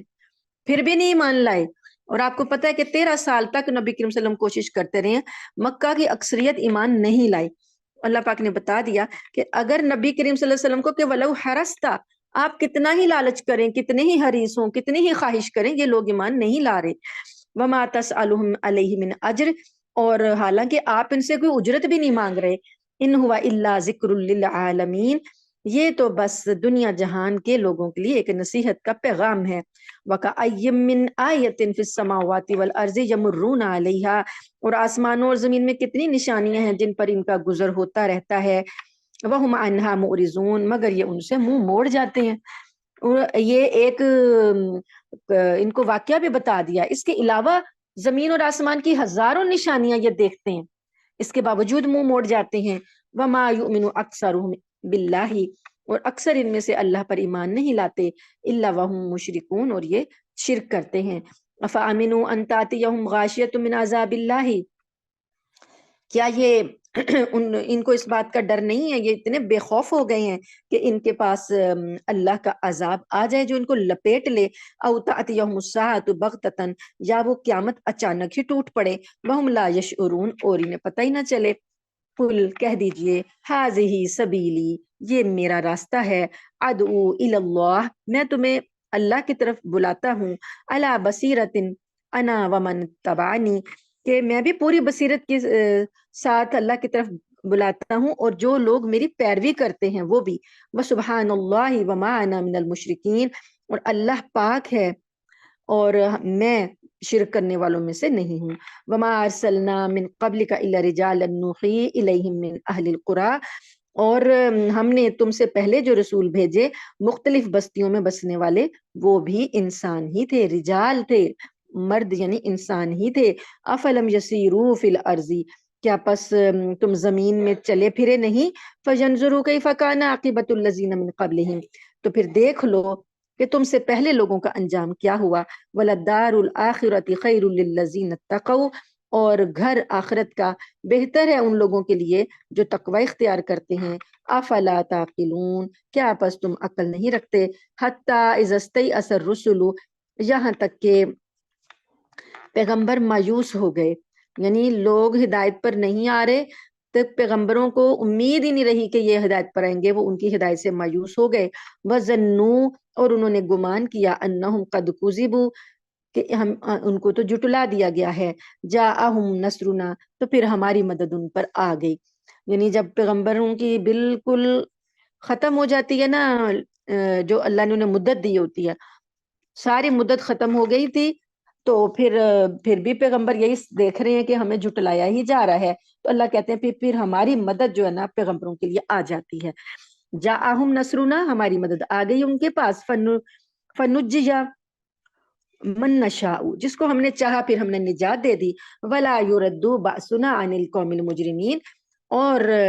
ہمارے عذاب کو مجرموں کی قوم سے ٹالا نہیں جا سکتا. لقد كان في قصصهم عبرۃ لأولی الالباب، یقیناً ان واقعات میں عبرت کا سامان ہے عقل رکھنے والوں کے لیے. ما كان حدیثا یفترا، یہ کوئی جھوٹ موٹ کی بات نہیں گھڑ لی گئی. ولیکن تصدیق الذی بین یدیہ، بلکہ یہ تو جو اس سے پہلے کتابیں آئی ہیں ان کی بھی تصدیق کرتا ہے. یعنی یہ قرآن پاک نے جو پہلے پیغمبروں کے واقعات بتائے ہیں یہ ان کی تصدیق کر رہا ہے. بتفصیل کل شیء، ہر چیز کی تفصیل ہے اس میں. وہدی ورحمۃ لقوم یؤمنون، اور یہ ہدایت ہے اور رحمت ہے ایمان لانے والی قوم کے لیے. اب آپ دیکھ رہے ہیں خود ہی کہ کون سی ایسی بات ہے، کون سی ایسی ہدایت ہے جو قرآن پاک میں نہیں آئی ہے. آج کے دور میں ہم جو رہ رہے ہیں، ہم سمجھتے ہیں ہم بڑے سویلائزڈ ہیں، ہم نے بڑی سائنسی ترقی کر لی، ہم چاند پر جا پہنچے، ہم نے سمندر کی تہوں سے خزانے نکال لیے، اور ہم نے آبدوزیں بنا لی، اور ہم نے یہ بنا لیا وہ بنا لیا. آپ بتائیں کہ کون سی بات کا علم جو ہے وہ قرآن میں نہیں ہے؟ جو آبدوزیں آج ہم نے بنائی ہیں، حضرت سلیمان علیہ السلام کے زمانے میں وہ جن جو تھے وہ ان کے تابع تھے، وہ سمندر کی تہوں سے خزانے نکال کر ان کے لیے لے آتے تھے. جو ہوائی جہاز آج ہم نے بنائی ہیں، حضرت سلیمان علیہ السلام کو اللہ پاک نے یہ معجزہ دیا تھا کہ ہوا ان کا تخت لے کر جیسے ہم جہاں مرضی چلے جاتے ہیں وہ بھی جیسے مرضی چلے جاتے تھے. تو یہ چیزیں تو اللہ اتنے 100 سال پہلے کر کے دکھا چکا، تو ہم آج اپنے آپ کو مہذب سمجھ رہے ہیں. تہذیب صرف تب ملے گی جب ہم اللہ کی رضا کے لیے اللہ کے بتائے ہوئے احکامات پر چلیں گے. اگر آج ہم بے لباسی میں اپنے آپ پر فخر کرتے ہیں تو یہ بے لباسی تو اللہ پاک نے جاہلیت کے زمانے کی عورتیں جب نبی صلی اللہ علیہ وسلم پیدا ہوئے تھے تو اس زمانے جاہلیت جو اس والا زمانہ تھا، اس زمانے میں یہ عورتیں اس طریقے سے بال کھول کے اور سج سنور کر باہر نکلا کرتی تھیں. اللہ پاک نے کہا کہ تم جاہلیت کی عورتوں کی طرح کی زینت اختیار نہ کرو. تو ہم اپنے آپ کو سویلائز سمجھ رہے ہیں، اللہ پاک اس کو جاہلیت کہہ رہے ہیں. تو یہ چیزیں ہیں کہ ہمیں قرآن میں ہر چیز کا حل، ہر چیز کی ہدایت، ہر چیز کے احکام موجود ہیں تفصیل کے ساتھ. یہ بھی نہیں کہ اشارے کے نام میں تفصیل موجود ہے، بس پڑھنے کی بات ہے اور عمل کرنے کی بات ہے. اللہ تعالیٰ سے دعا ہے کہ اللہ تعالیٰ ہم نے جو کچھ سنا پڑھا اس پر عمل کرنے کی توفیق عطا فرمائے. یہاں پر الحمدللہ ہماری سورہ یوسف ختم ہوئی. اگلی سورت ہے سورہ رعد.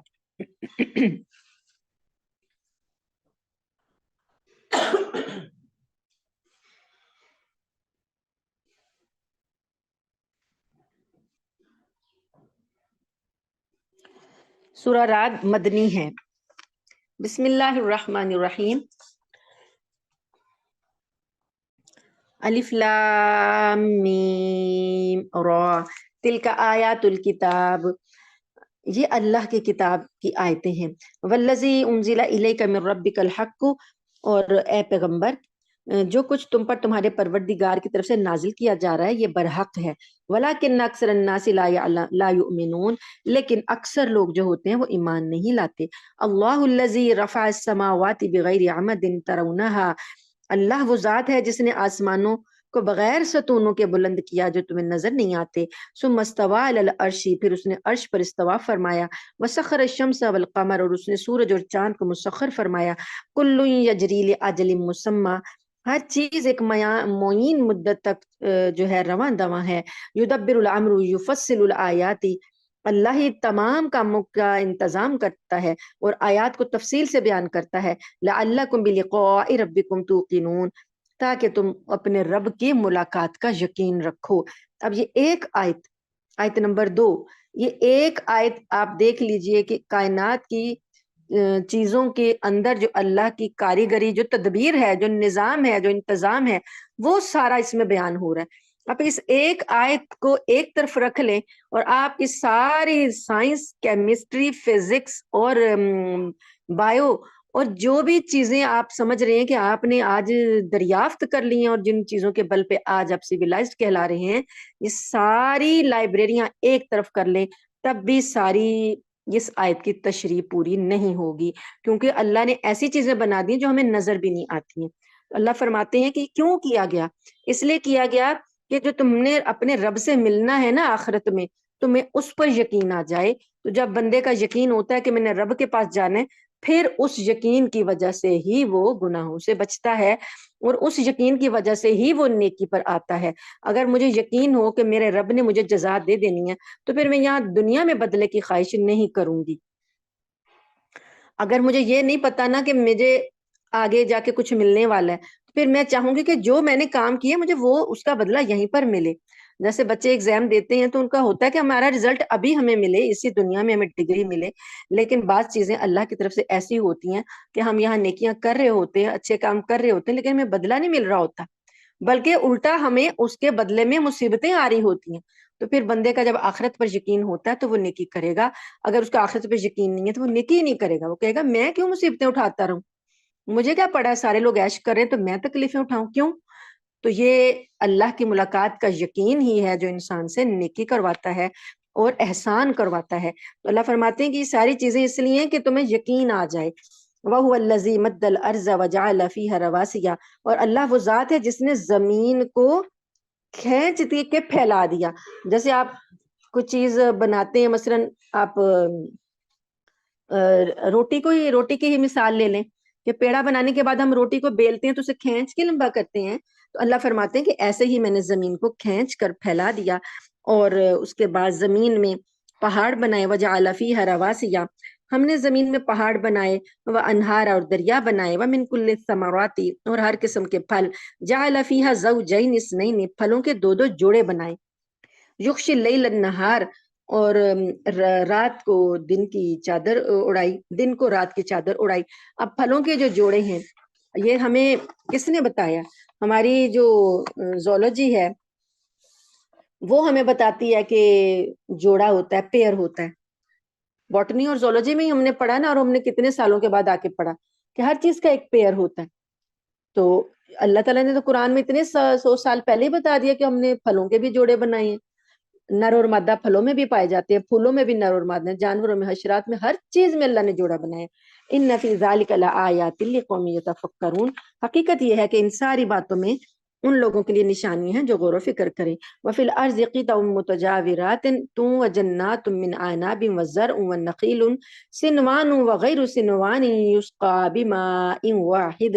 اب آپ دیکھیں اللہ تعالیٰ جو بات بتا رہی ہے وہ یہ کہ ایک ہی پانی دیا جاتا ہے، ایک ہی زمین میں سب درخت اگتے ہیں، ایک ہی پانی دیا جاتا ہے، لیکن زمین کے جو مختلف قطعے ہیں جو پاس پاس واقع ہوئے ہیں، آپ جو زراعت کے بارے میں کچھ جانتے ہیں دیکھیں، ٹکڑے ہوتے ہیں زمین کے، ایک ٹکڑے میں گندم لگی ہوئی ہے اور ایک ٹکڑے میں کوئی اور فصل لگی ہوئی ہے، اور ایک ٹکڑے میں پھل لگے ہوئے ہیں امرود کے، ایک میں لگے ہوئے ہیں کنوں لگے ہوئے ہیں، اور ایک میں انگور لگے ہوئے ہیں۔ تو زمین بھی ایک جیسی ہے، بس ٹکڑے آپ نے کر دیے، قطعے بنا دیے۔ اس کے بعد اللہ فرماتے ہیں کہ ایک ہی پانی سے سیراب ہوتے ہیں، اور کسی کا ذائقہ بہت اچھا ہوتا ہے اور کسی کا ذائقہ کم ہوتا ہے، ہم ایک دوسرے کو ذائقے پر فوقیت دے دیتے ہیں۔ تو یہ کیا ہے؟ وَنُفَضِّلُ بَعْضَهَا عَلَى بَعْضٍ فِي الْأُكُلِ، ہم ذائقوں میں ایک دوسرے پر فضیلت دے دیتے ہیں، کسی کا ذائقہ بہت اچھا ہے۔ إِنَّ فِي ذَلِكَ لَآيَاتٍ لِقَوْمٍ يَعْقِلُونَ، اس میں نشانیاں ہیں عقل رکھنے والی قوم کے لیے کہ وہ اللہ کو پہچانے کہ وہ رب جو ہے وہ یہ کام کس طریقے سے کر رہا ہے، تو اس کی ہستی ہے اور وہی عبادت کے لائق ہے۔ وَإِن تَعْجَبْ فَعَجَبٌ قَوْلُهُمْ، اور اگر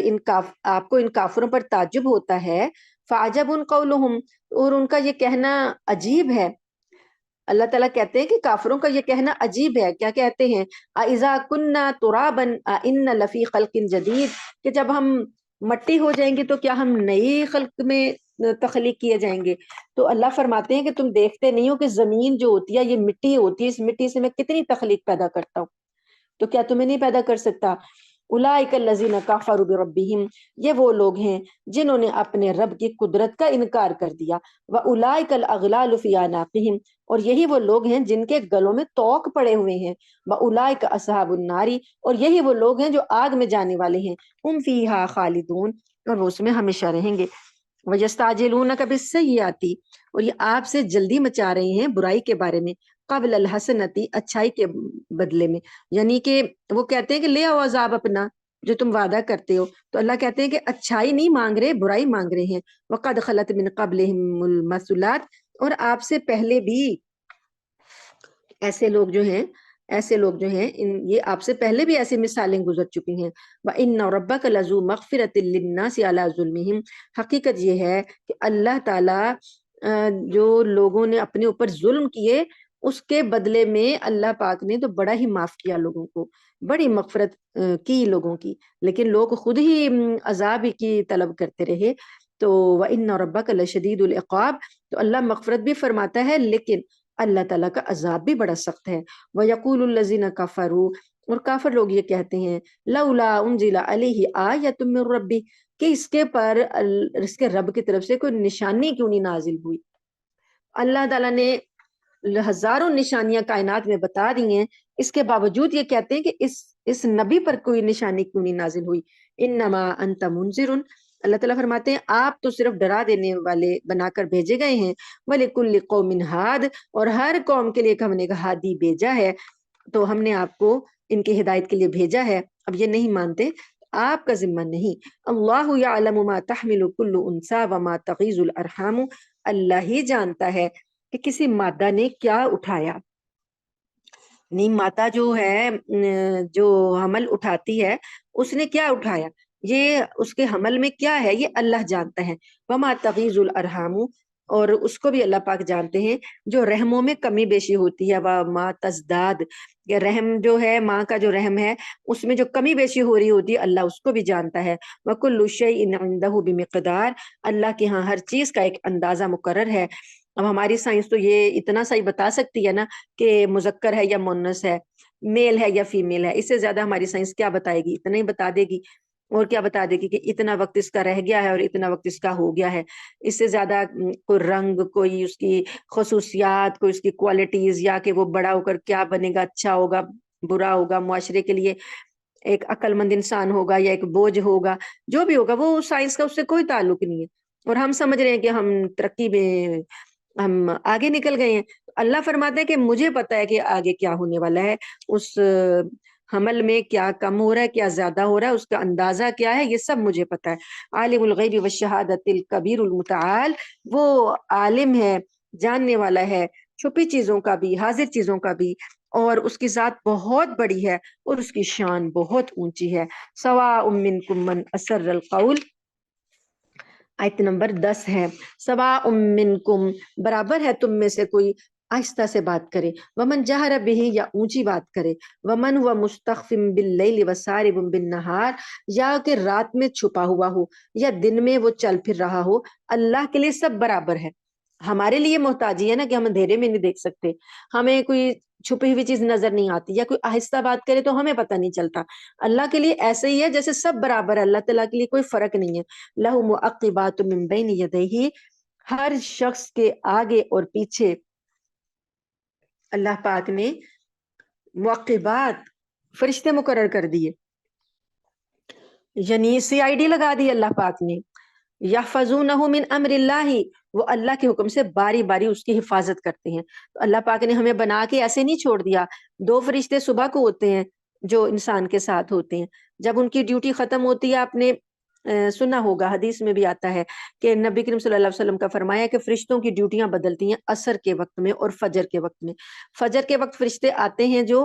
وہ عصر میں ان کی ڈیوٹی ختم ہو گئی وہ چلے گئے، اب عصر کے وقت جو آئے وہ فجر تک انسان کے ساتھ ہے، تو یہ کیا ہے، 2 گارڈ اللہ کی طرف سے مقرر ہیں ہر شخص کے ساتھ، تو اس کے علاوہ اور بھی فرشتے ہیں جو ہمارے لیے مامور ہیں جن کے بارے میں ہم نہیں جانتے، اللہ فرماتے ہیں کہ یہ باری باری حفاظت جو کر رہا ہے اللہ تمہاری، تو اللہ پاک نے ایسے نہیں تمہیں چھوڑ دیا، یقین جانو کہ इन्नल्लाह ला युगय्यिरु मा बिक़ौमिन हत्ता युगय्यिरु मा बिअनफुसिहिम, यकीन जानो कि अल्लाह किसी कौम की हालत उस वक्त तक नहीं बदलता जब तक वो खुद अपने हालात में तब्दीली ना ले आए। एक शख्स जो है वो एक ही जगह पर बैठा रहे और कहे कि मेरे सारे काम हो जाएं, ऐसा नहीं होगा। उसे कुछ करना होगा, करके कुछ दिखाना होगा। अगर वो अपने हालात में तब्दीली चाहता है तो पहले अपने अंदर तब्दीली लाए। तो अल्लाह ने यहाँ इन कौम का जिक्र कर दिया। अल्लाह मौलाना हाली ने इसके बारे में कहा, इसी आयत के बारे में, खुदा ने आज तक उस कौम की हालत नहीं बदली, ना हो जिसको ख्याल आप अपनी हालत के बदलने का। तो अल्लाह ताला जब कोई कौम अपने आप को बदलना ही नहीं चाहती है तो अल्लाह ताला कैसे उसकी हालत बदलेगा। हम अब कहते हैं कि हमारी हालात नहीं बदल रहे, पहले हम अपने आप को तो बदलें। हम जो बुराइयां कर रहे हैं उनको तो हम छोड़ें, हम जो बेईमानियां कर रहे हैं उनको तो हम छोड़ें, करप्शन को तो हम छोड़ें। जो हालात हमारे चल रहे हैं, हम नमाजों से गाफिल हैं, हमारी मस्जिदें खाली हैं, हम कुरान की तरफ नहीं आ रहे, ये चीजें हम चेंज ही नहीं कर रहे तो हालात कैसे चेंज होंगे। व इज़ा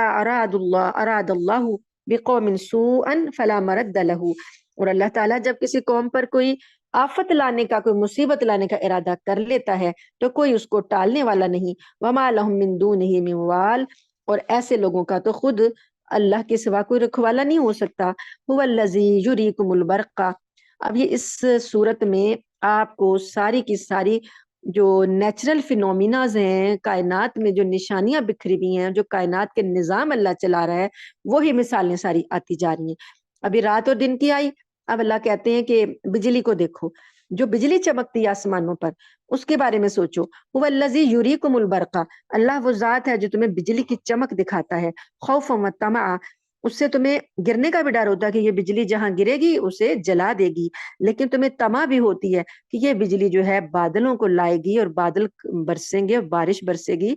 और हमारे लिए खुशहाली आएगी। तो अल्लाह ताला कहते हैं दोनों तरह की ये चीज होती है। वयुनशि उस सहाबल सिकाल, सहाब सिकाल, और अल्लाह ताला ये जो बिजली है इसकी वजह से बादल की बारिश की उम्मीद बनती है, और अल्लाह ताला पानी से लदे हुए बादल उठाता है। वह युसब्बिहुर रादु, और ये जो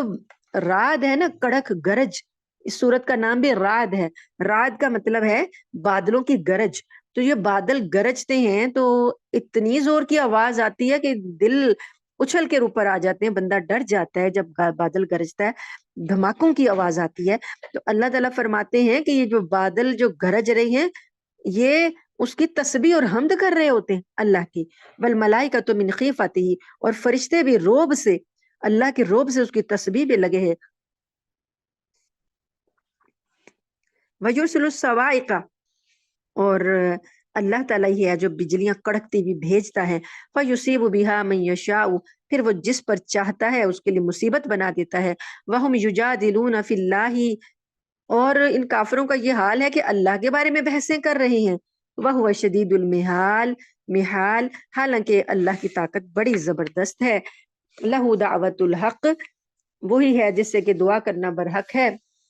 यानी अल्लाह को ही से ही दुआ करना जो है वो जायज है। वल्लजीना यदून मिन दूनिही, और वो लोग जो अल्लाह को छोड़कर किसी और को पुकारते हैं, ला यस्तजीबून लहुम, उनको बिशैइन, उन्हें कोई जवाब नहीं मिलता, इल्ला काबासितिन कफ़ैहि इलल माई, मगर ये कि ऐसे उनकी मिसाल ऐसे है जैसे कि कोई शख्स हो पानी की तरफ दोनों हाथ फैला दे, लियबलुगा फाहु व मा हुआ बिबालिगही, वो ये पानी की तरफ दोनों हाथ फैलाए और चाहे कि पानी खुद ब खुद उसके मुंह में पहुंच जाए, हालांकि वो पहुंचने वाला नहीं है। वमा दुआउल काफिरीन इल्ला फी दलाल, और काफिरों का जो पुकारना है वो गुमराही के सिवा कुछ भी नहीं। वलिल्लाहि यस्जुदु मन फिस समावाति वल अर्जी, और अल्लाह ही के लिए है जो कुछ आसमानों में है, जो जमीन में, वो सब अल्लाह को सजदा करती हैं। तौ व करहा, चाहे वो खुशी से करें चाहे मजबूरी से करें। वजिलालुहुम बिलगुदुव्वि वल आसाल, और उनके साए भी, आसमानों और जमीन के साए भी जो हैं वो सारे के सारे जो हैं अल्लाह ही को सजदा करते हैं सुबह और शाम। आयत सजदा है।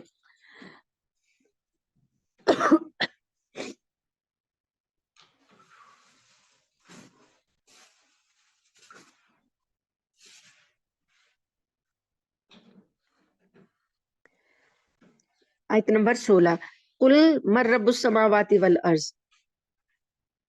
کہہ دیجئے کون ہے رب آسمانوں کا اور زمین کا، قل اللہ، کہہ دیجئے کہ اللہ، قل افاتخذتم من دونہ اولیاء،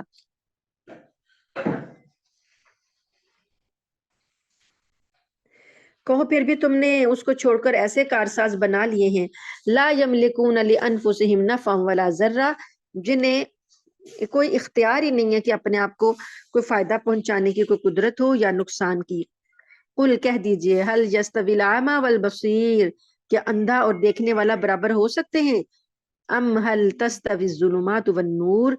کیا برابر ہو سکتے ہیں اندھیریاں اور روشنی؟ ام جعلوا للہ شرکاء، کیا ان لوگوں نے جو شریک بنائے ہیں اللہ کے ساتھ، خلقوا کا خلق ہی، انہوں نے کچھ پیدا کیا ہے جیسا کہ اللہ نے پیدا کیا ہے، فتشابہ الخلق علیہم، کہ اللہ کی پیدائش کی طرح انہوں نے بھی کچھ پیدا کیا اور ان کی سب کی پیدائشیں مل جل گئی ہوں۔ یعنی یہ اللہ نے تو اپنی تخلیقات بتائی ہیں، اتنی لمبی لسٹ بتائی ہے کہ یہ اللہ نے پیدا کیا،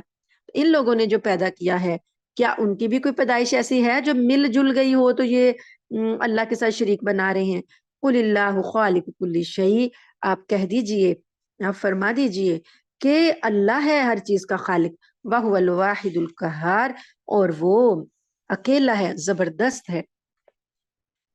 انزل من السماء ماء، اس نے آسمان سے پانی برسایا، فسالت اودیۃ، پھر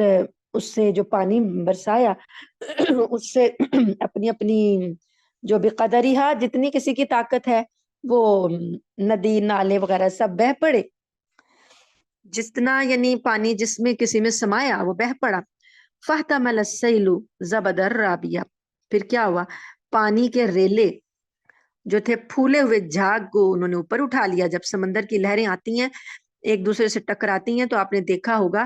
پانی کی ایک لہر آتی ہے پھر دوسری آتی ہے تو جھاگ بن جاتی ہے، وہ جھاگ اتنی اوپر بازو کا چلی جاتی ہے کہ سمندر کا پانی بہت نیچے ہو جاتا ہے۔ تو اللہ فرماتے ہیں کہ پھر پانی کے ریلے نے پھولے ہوئے جھاگ کو اٹھا لیا۔ وَمِمَّا يُوقِدُونَ عَلَيْهِ فِي النَّارِ، اور اسی قسم کا جھاگ اس وقت بھی اٹھتا ہے جب تم آگ میں تپاتے ہو، کیا کرتے ہو، ابتغاء حلیت، زیورات کو یا برتنوں کو، او متاع زبد مثلہ، جب کوئی برتن اور زیور جو ہیں آگ میں تپائے جاتے ہیں اور ڈھالے جاتے ہیں تو اس طرح کا جھاگ اس وقت بھی اٹھتا ہے۔ یہ اب شاید آپ لوگوں کو پتا ہو، لیکن اتنا تو سنا ہی ہوگا کہ سونا جو ہوتا ہے وہ کندن بن جاتا ہے تپ کے، تو بھٹی میں تپایا جاتا ہے، آگ میں پگھلایا جاتا ہے، یہ تو سبھی کو پتا ہوگا۔ اس طرح جو بھی اب فیکٹریز وغیرہ ہیں آپ دیکھیں جہاں پر برتن بنتے ہیں تو وہاں بھی آگ دہک رہی ہوتی ہے، لوہے کو جب ڈھالا جاتا ہے تو بڑی بڑی بھٹیاں ہوتی ہیں ان میں اس کو ڈالا جاتا ہے تو وہ پگھلتا ہے۔ شیشے کے بھی جو برتن بنتے ہیں وہ بھی پہلے پگھلائے جاتے ہیں۔ تو اسی طریقے سے اللہ پاک فرماتے ہیں کہ زیور اور برتن جو تم بناتے ہو اپنے فائدے کے لیے وہ بھی اسی طرح سے آگ میں جب جلتے ہیں تو ان سے بھی جھاگ پیدا ہوتا ہے۔ کذالک یضرب اللہ الحق والباطل، اس طرح اللہ تعالیٰ حق اور باطل کی مثال بیان کر رہا ہے۔ اب اس جھاگ کی مثال کیوں دی جا رہی ہے کہ جھاگ جو ہوتی ہے وہ اوپر آتی ہے، بے شک وہ جوش مارتی ہے اور اس کا بہت اوپر تک چلی جاتی ہے، لیکن وہ اصل نہیں ہوتی، اصل وہ چیز ہوتی ہے جو نیچے بیٹھی ہوتی ہے۔ اب جھاگ کو دیکھ کے لوگ کثرت اس کی جھاگ، سمندر کی جھاگ اتنی اوپر چلی جائے تو یہی بات ہے کہ باطل جو ہوتا ہے وہ جھاگ کی طرح ہوتا ہے، اس کی کوئی حقیقت نہیں ہے، اس کی بنیاد نہیں ہے، اس کی اصل نہیں ہے، وہ اچھل اچھل کے اوپر تو آتا ہے لیکن جو حقیقت ہوتی ہے، جو اصل ہوتی ہے وہ ہوتی ہے جو نیچے ہوتی ہے، جو نظر نہیں آ رہی ہوتی ہے اور باطل کے اندر چھپ گئی ہوتی ہے۔ تو اسی طریقے سے اگر اب ہمیں دنیا کی چیزیں اور دنیا کی زینت اور دنیا کے فتنے جو ہیں نظر آتے ہیں تو وہ ظاہر کچھ اور ہے، حقیقت کچھ اور ہے۔ ہماری آنکھوں کو چندھیانے کے لیے یہ سارے سامان کیے گئے، یہ سارے فتنے پھیلائے گئے کہ لوگوں کو جھوٹ جو ہے وہ سچا کر کر دکھایا جائے، جھوٹ کی کثرت اتنی ہو جائے کہ وہ سچ لگنے لگے۔ تو اصل میں حقیقت مثال بیان کرنے کا مقصد یہ ہے کہ جھاگ حقیقت نہیں ہے، چاہے وہ کتنی بڑی اوپر کو اٹھ جائے، حقیقت وہ ہوتی ہے جو کہ اصل ہوتی ہے، وہ نیچے ہوتی ہے۔ تو اللہ فرماتے ہیں فَأَمَّا الزَّبَدُ فَيَذْهَبُ جُفَاءً، جو جھاگ ہوتی ہے وہ باہر گر کر ضائع ہو جاتی ہے. وَأَمَّا مَا يَنْفَعُ النَّاسَ فَيَمْكُثُ فِي الْأَرْضِ، لیکن جو چیز لوگوں کو نفع پہنچانے کے لیے ہوتی ہے وہ زمین میں ٹھہر جاتی ہے، وہ پائیدار ہوتی ہے، اسے ثبات ہوتا ہے، وہ زمین میں لگی ہوتی ہے. كَذَلِكَ يَضْرِبُ اللَّهُ الْأَمْثَالَ، اسی طرح اللہ تعالیٰ مثالوں کو بیان کرتے ہیں. لِلَّذِينَ اسْتَجَابُوا لِرَبِّهِمُ الْحُسْنَى، ان لوگوں کے لیے مثالیں بیان کی جا رہی ہیں جو اپنے رب کی کو جواب دیتے ہیں، اپنے رب کی دعوت کو قبول کرتے ہیں، اور ان کے رب کے لیے تو بہت اچھی مثالیں ہیں. وَالَّذِينَ لَمْ يَسْتَجِيبُوا لَهُ، اور جو لوگ اپنے رب کی دعوت کو قبول نہیں کرتے. لَوْ أَنَّ لَهُم مَّا فِي الْأَرْضِ جَمِيعًا، اگر ان کے پاس ساری زمین بھر کر بھی ہو، وَمِثْلَهُ مَعَهُ، اور اس کی مانند اور بھی ہو، لَافْتَدَوْا بِهِ، اور وہ اس کو فدیہ دے اللہ کے عذاب سے بچنے کے لیے، تو وہ قبول نہیں کیا جائے گا. اولئک لہم سوء الحساب، ان کے لیے بہت برا حساب آنے والا ہے. ومأواہم جہنم، اور ان کا ٹھکانہ آگ ہے، جہنم ہے. وبئس المہاد، اور یہ بہت برا ٹھکانہ ہے. آیت نمبر 19.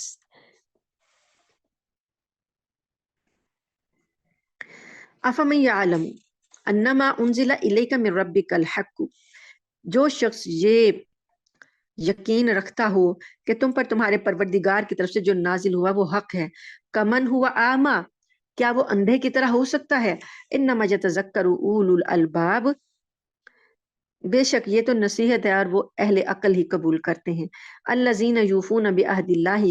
وہ اہل عقل جو ہیں وہ کون ہیں، وہ اللہ کے عہد کو پورا کرتے ہیں. ولا ینقضون المیثاق، اور اللہ کے معاہدے کی خلاف ورزی نہیں کرتے. والذین یصلون ما امر اللہ بہ ان یوصل، اور وہ لوگ جو ملاتے ہیں اس کو جس کو ملانے کا اللہ نے حکم دیا ہے، یعنی صلہ رحمی کرنا، رشتوں کو جوڑنا.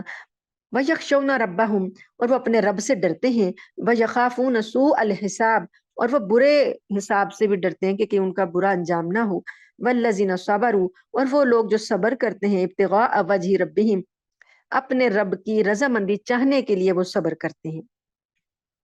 وَأَقَامُوا الصَّلَاةَ، اور نماز قائم کرتے ہیں. وَأَنفَقُوا، اور خرچ کرتے ہیں. مِمَّا رَزَقْنَاهُمْ، جو ہم نے ان کو رزق دیا. سِرًّا وَعَلَانِيَةً، چھپ کر بھی اور اعلانیہ بھی. وَيَدْرَؤُونَ بِالْحَسَنَةِ السَّيِّئَةَ، اور وہ برائیوں کو نیکیوں کے ذریعے مٹاتے ہیں. اولئک لہم عقبی الدار، یہ لوگ ہیں جن کے لیے آخرت کا گھر ہے. جنات عدن یدخلونہا،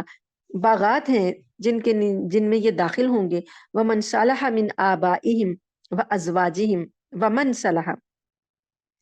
اور جو ان کو اللہ پاک کہتے ہیں کہ ان کے لیے باغات ہیں ہوں گے جن میں یہ داخل ہوں گے، اور وہ بھی داخل ہوں گے، اور ان کے باپ دادا اور ان کی بیویاں اور جو ان کی اولادیں ہیں وہ بھی جنہوں نے نیکیاں کی ہوں گی وہ بھی داخل ہوں گے. والملائکۃ یدخلون علیہم من کل باب، اور فرشتے ہر دروازے سے ان کے اوپر داخل ہوں گے. اور یعنی ان کے جو یہ داخل جنت میں جب داخل ہوں گے دروازوں سے تو فرشتے بھی داخل ہوں گے، اور وہ ان کو کیا کہیں گے، سلام علیکم بما صبرتم، کہ تم پر سلامتی ہو اس وجہ سے کہ جو تم نے صبر کیا. فنعم عقبی الدار، اب تم پر سلامتی ہی سلامتی نازل ہوگی، اور یہ جو گھر ہے نا آخرت کا، یہ تمہارا بہترین انجام ہے. تو آپ نے دیکھا ہوگا جب یہ شہادتیں ہو رہی ہیں فلسطین میں شہادتیں ہو رہی ہیں تو یہ دعا پڑھتے ہیں وہ لوگ کہ صبر کا بدلہ جو ہے جنت ہے. جو پیچھے رہ گئے ہیں جو ان کے عزیز و اقارب ہیں، جب یہ آیتیں پڑھتے ہیں تو انہیں صبر آ جاتا ہے کہ فرشتے جو ہیں وہ یہی پکار ہیں کہ جو تم نے صبر کیا نا اس کے بدلے میں تمہیں یہ آخرت کا گھر مل رہا ہے. والذین ینقضون عہد اللہ من بعد میثاقہ، اور دوسری طرف وہ لوگ ہیں جو اللہ سے کیے ہوئے عہد کو مضبوطی سے باندھنے کے بعد توڑ دیتے ہیں. وَيَقْطَعُونَ مَا أَمَرَ اللَّهُ بِهِ أَن يُوصَلَ، اور وہ رشتے بھی توڑ دیتے ہیں جن کو ملانے کا اللہ نے حکم دیا ہے. وَيُفْسِدُونَ فِي الْأَرْضِ، اور وہ زمین میں فساد کرتے ہیں. أُولَٰئِكَ لَهُمُ اللَّعْنَةُ، یہ وہ لوگ ہیں کہ ان پر لعنت ہے. وَلَهُمْ سُوءُ الدَّارِ، اور ان کے لیے برا گھر ہے آخرت کا. اللہ یبسط الرزق، اللہ تعالیٰ کشادہ کرتا ہے رزق کو، لمن یشاء، جس کے لیے چاہتا ہے، وہ یقدر، اور تنگ کر دیتا ہے جس کے لیے چاہتا ہے. وفرحوا بالحیات الدنیا، اور یہ دنیا کی زندگی میں مگن ہیں، خوش ہو رہے ہیں. وَمَا الْحَيَاةُ الدُّنْيَا فِي الْآخِرَةِ إِلَّا مَتَاعٌ، اور دنیا کی زندگی تو آخرت کے مقابلے میں کچھ بھی نہیں، صرف تھوڑی سی پونجی ہے، تھوڑا سا فائدہ ہے.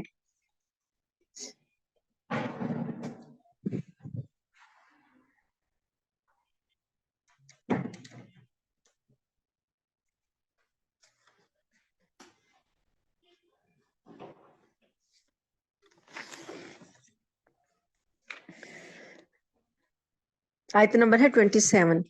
وَيَقُولُ الَّذِينَ كَفَرُوا لَوْلَا أُنزِلَ، آیت نمبر ہے 27. اور وہ لوگ جنہوں نے کفر اپنا لیا ہے وہ یہ کہتے ہیں کہ وَلَوْلَا أُنزِلَ عَلَيْهِ آیَةٌ مِّن رَبِّهِ، کہ اس پر کوئی اس کے رب کی طرف سے نشانی کیوں نہیں نازل ہوئی. قل کہہ دیجئے ان اللہ یضل من یشاء ویہدی الیہ من اناب، بے شک اللہ جس کو چاہتا ہے گمراہ کر دیتا ہے اور جس کو چاہتا ہے اللہ تعالیٰ ہدایت دیتا ہے اس کو جو اس کی طرف رجوع کریں. الذین آمنوا وتطمئن قلوبہم بذکر اللہ، وہ لوگ جو ایمان لائے اور ان کے ذکر اللہ، ان کے دل اللہ کے ذکر سے اطمینان پاتے ہیں. الا بذکر اللہ تطمئن القلوب، آگاہ رہو، خبردار ہو جاؤ کہ اللہ کا ذکر سے ہی دلوں کو اطمینان حاصل ہوتا ہے. جو بھی کرنا دل کا اطمینان سکون چاہے، جہاں مرضی چلا جائے، کس مرضی چیز میں ڈھونڈنے کی کوشش کرے، لیکن نہیں ملے گا. ملے گا تو اللہ کے ذکر میں ملے گا دلوں کو سکون. الذین آمنوا وعملوا الصالحات، وہ لوگ جو ایمان لائے اور نیک اعمال کیے. طوبی لہم وحسن مآب، ان کے حصے میں خوشحالی بھی ہے اور بہترین انجام بھی ہے. کذالک ارسلناک فی امت، اسی طریقے سے ہم نے رسول بھیجے امتوں میں. قد خلت من قبلہا، جو کہ آپ سے پہلے گزرے. امم، جو آپ سے پہلے امتیں گزری ہیں ان میں بھی اللہ کہتے ہیں ہم نے رسول بھیجے. کس لیے بھیجے؟ لتتلو علیہم الذی اوحینا الیک، تاکہ ان پر تلاوت کی جائے جو ہم نے آپ پر وحی کی ہے. وہم یکفرون بالرحمن، اور یہ لوگ رحمان کا کفر کرتے ہیں، رحمان سے کو نہیں مانتے. قل کہہ دیجئے ہوا ربی لا الہ الا ہو، کہہ دیجئے کہ وہ میرا رب ہے. رحمان کون ہے؟ وہ میرا رب ہے، نہیں کوئی معبود اس کے علاوہ کوئی بھی. علیہ توکلت و الیہ متاب، اور اسی پر میں نے بھروسہ کیا ہے اور اسی کی طرف مجھے لوٹ کر جانا ہے. وَلَوْ أَنَّ قُرْآنًا سُيِّرَتْ بِهِ الْجِبَالُ، اور اگر قرآن کے ساتھ ایسا ہوتا کہ اس سے پہاڑ چلائے جاتے، او قطعت بالارض،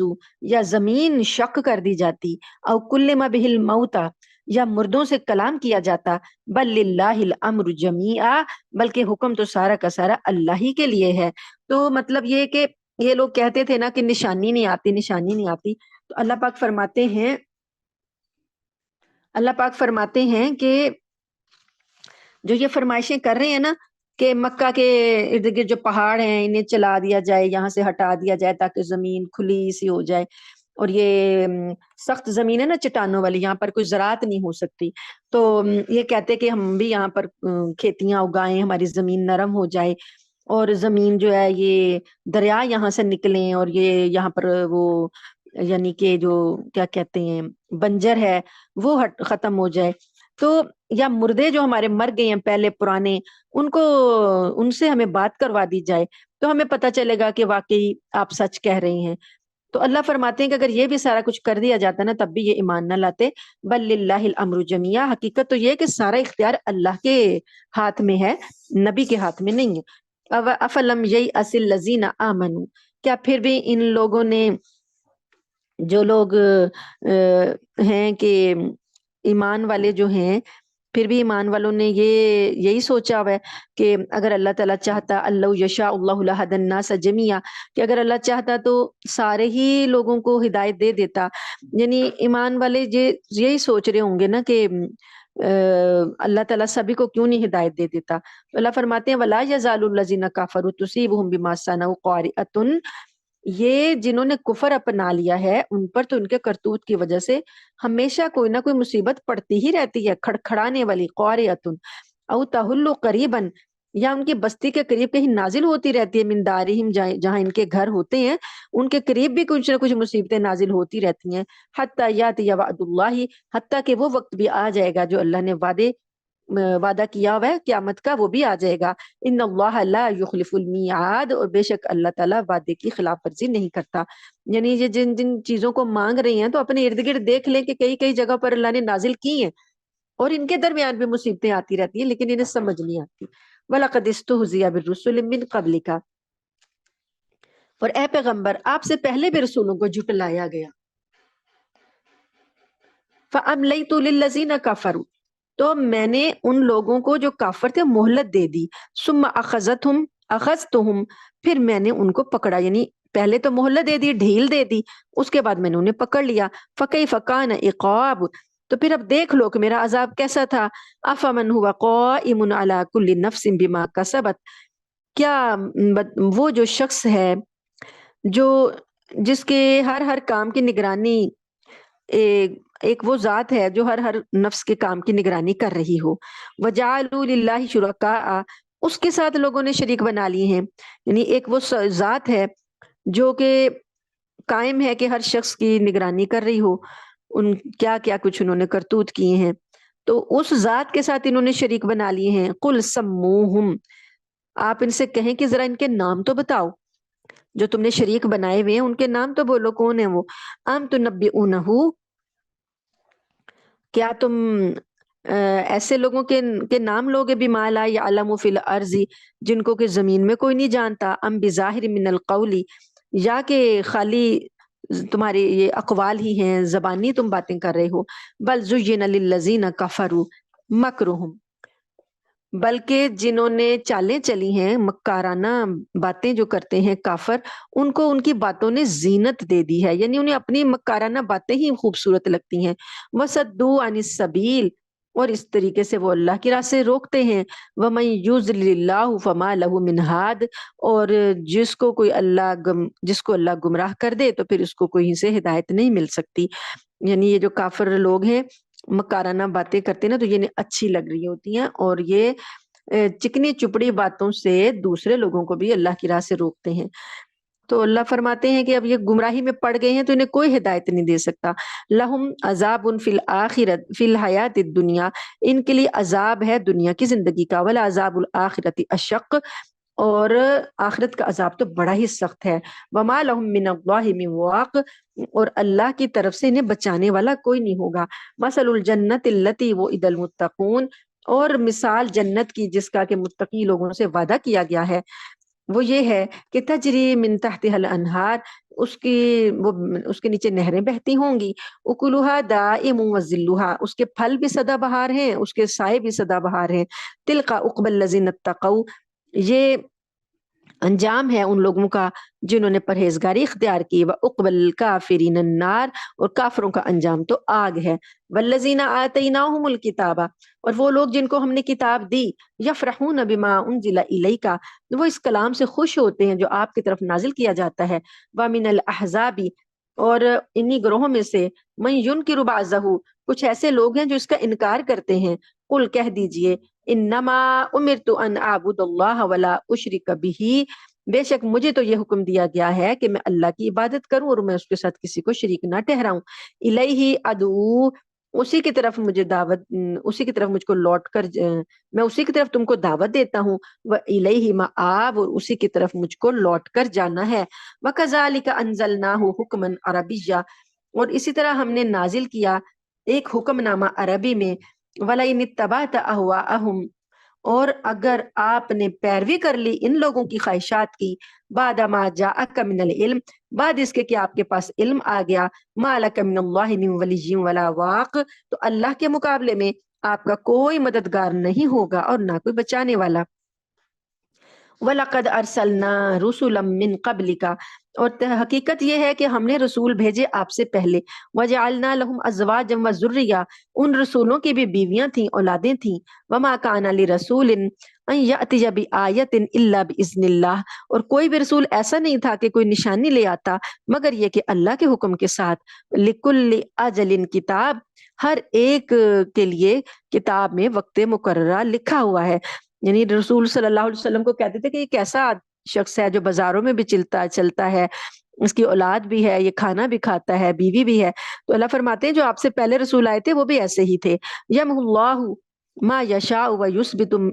ویثبت، اور اللہ تعالیٰ نے جو لکھا ہوا ہے سارا کچھ، وہ جس حکم کو چاہتا ہے منسوخ کر دیتا ہے، وہ جس کو چاہتا ہے وہ باقی رکھتا ہے۔ وَعِندَهُ أُمُّ الْكِتَابِ، اور اسی کے پاس کتاب کی اصل ہے۔ وَإِمَّا نُرِيَنَّكَ بَعْضَ الَّذِي نَعِدُهُمْ، اور جس بات کی دھمکی یہ جو کافروں کو ہم وعدہ دیتے ہیں، اگر ہم اس کا کچھ حصہ آپ کی زندگی میں دکھا دیں، او نتوفینک، یا آپ کو اس سے پہلے ہی ہم اٹھا لیں دنیا سے، فانما علیک البلاغ، تو آپ کے ذمے تو صرف پہنچا دینا ہے، وعلینا الحساب، اور حساب ہمارے ذمے ہے۔ اولم یروا انا نأتی الارض، کیا انہوں نے دیکھا نہیں کہ ہم زمین کو لاتے ہیں، ننقصها من اطرافها، اس کو سکیڑ رہے ہیں، ساری چاروں طرف سے ہم گھٹاتے جا رہے ہیں۔ واللہ یحکم لا معقب لحکمہ، اور اللہ تعالیٰ ان کو یہ اللہ تعالیٰ حکم دیتا ہے،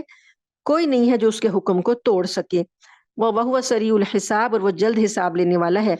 اب یہ جو زمین جو ہے چاروں طرف سے گھٹائی جا رہی ہے، تو اس کے بارے میں یہ اللہ تعالیٰ فرماتے ہیں کہ جیسے مشرقین کا اثر و رسوخ کا دائرہ روز بروز کم ہو کر سکڑ رہا ہے، اس کا یہ مطلب ہوا کہ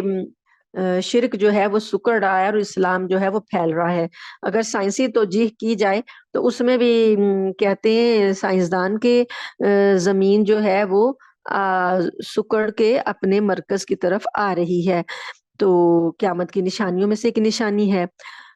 باقی حقیقت اللہ تعالیٰ جانتے ہیں۔ وَقَدْ مَكَرَ الَّذِينَ مِنْ قَبْلِهِمْ فَلِلَّهِ الْمَكْرُ جَمِيعًا، ان سے پہلے بھی جو لوگ گزرے تھے انہوں نے بھی چالیں چلی، لیکن اللہ ہی کے لیے ساری کی ساری چالوں کا انجام ہے۔ یعلم ما تکسب کل نفس، وہ جانتا ہے کہ ہر ذات کے بارے میں کہ اس نے کیا کمایا۔ وَسَيَعْلَمُ الْكُفَّارُ لِمَنْ عُقْبَى الدَّارِ، اور یقیناً اللہ تعالیٰ کو یہ بھی معلوم ہے کہ کافروں کا جو عنقریب جو گھر ہے نا، انجام، کافروں کو پتہ چل جائے گا کہ وہ کس کے لیے ہے۔ وَيَقُولُ الَّذِينَ كَفَرُوا لَسْتَ مُرْسَلًا، اور کافر لوگ کہتے ہیں کہ آپ رسول نہیں ہیں۔ قُلْ، کہہ دیجئے، کفا باللہ شہیدم بینی و بینکم، اللہ گواہ کافی ہے میرے درمیان اور تمہارے درمیان۔ ومن عندہ علم الکتاب، اور جس کے پاس کتاب کا علم ہے وہ بھی اس بات کو جانتے ہیں کہ آپ اللہ کے رسول ہیں۔ الحمدللہ یہ سورہ رعد ہماری یہاں پر مکمل ہوئی۔ اللہ تعالیٰ سے دعا ہے کہ اللہ تعالیٰ ہمیں یہ اس میں بیان کردہ جو باتیں ہیں ان پر ایمان کے بعد عمل کرنے کی توفیق عطا فرمائے، اور اللہ تعالیٰ اس کے مقاصد کو اللہ تعالیٰ ہمیں سمجھا دے۔ آمین ثم آمین، وآخر دعوانا الحمدللہ رب العالمین۔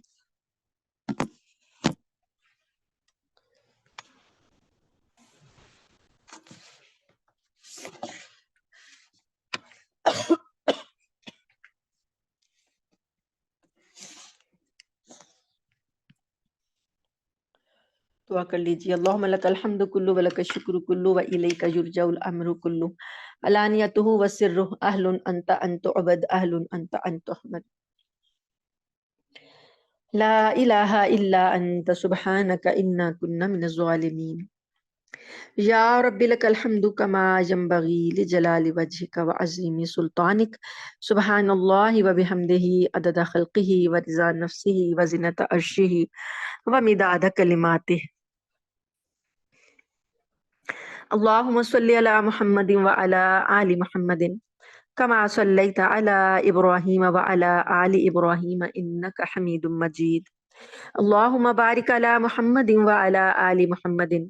کما بارکت علی ابراہیم وعلی آل ابراہیم انک حمید مجید۔ ربنا ظلمنا انفسنا وان لم تغفر لنا وترحمنا لنکونن من الخاسرین۔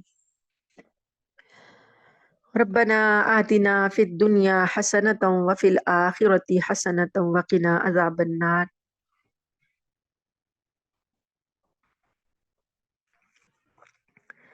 جو حالات اس وقت چل رہے ہیں فلسطین کے، دل تو چاہتا ہے صرف انہی کی دعا کی جائے، اپنے لیے کوئی دعا نہ کی جائے، لیکن نبی کریم صلی اللہ علیہ وآلہ وسلم کی سنت سے ثابت ہے کہ جب بھی کوئی آپ نیک کام کرے، اچھا کام کریں، اس کے بعد دعا کریں تو وہ قبول ہوتی ہے۔ انبیاء نے بھی ایسے ہی کیا، جب بھی کوئی نیک کام کرتے تھے تو دعائیں کرتے تھے۔ تو اب میں یہ سمجھ کے کہ ہم 2 گھنٹے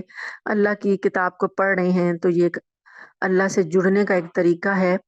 تو اللہ تعالیٰ اس موقع پر 2 گھنٹے کے بعد ہم جو دعا کریں اللہ تعالیٰ اسے قبول کرے،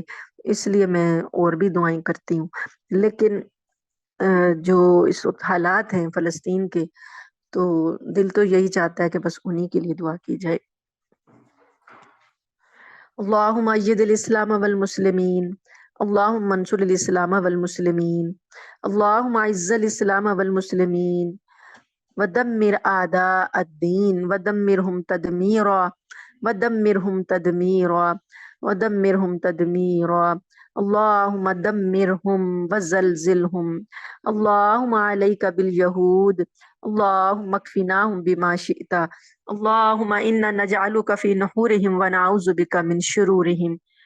اللہم انصر المجاہدین فی کل مکان اللہم منصر الاخواننا المجاہدین فی فلسطین وفی غزہ وفی سیریا اللہم ارحمہم اللہم تقبل شہداءہم اللہم اشفی مرضاہم اللہم انصرہم نصرا عزیزا مقتدرا اللہم انصرہم نصرا قریبا اللہم تقبل شہداءہم اللہم اطعمہم والبسہم اللہم استر عوراتہم وآمن روآتہم اللہم ثبت اقدامہم اللہم سدد رمیہم اللہم انصرہم نصرا عزیزا مقتدرا۔ یا رب کریم، یا رب رحیم، ہم گناہ گار، خطا کار، کمزور، یا اللہ تیری بارگاہ میں تیری رضا حاصل کرنے کے لیے تیرے کلام پاک کو سنتے ہیں۔ یا اللہ تو نے یہ کتاب ہماری ہدایت کے لیے بھیجی ہے،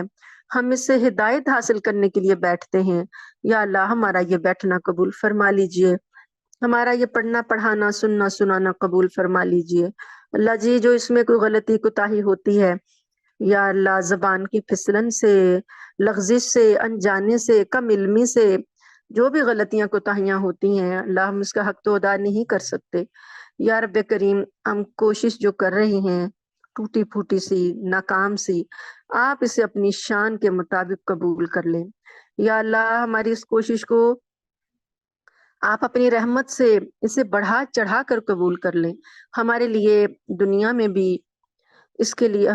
بھی ہمارے لیے اس کا فیض جاری کر دیں، اور آخرت میں بھی ہمارے لیے یہ حجت بنا دیں، ہمارے حق میں حجت بنا دیں۔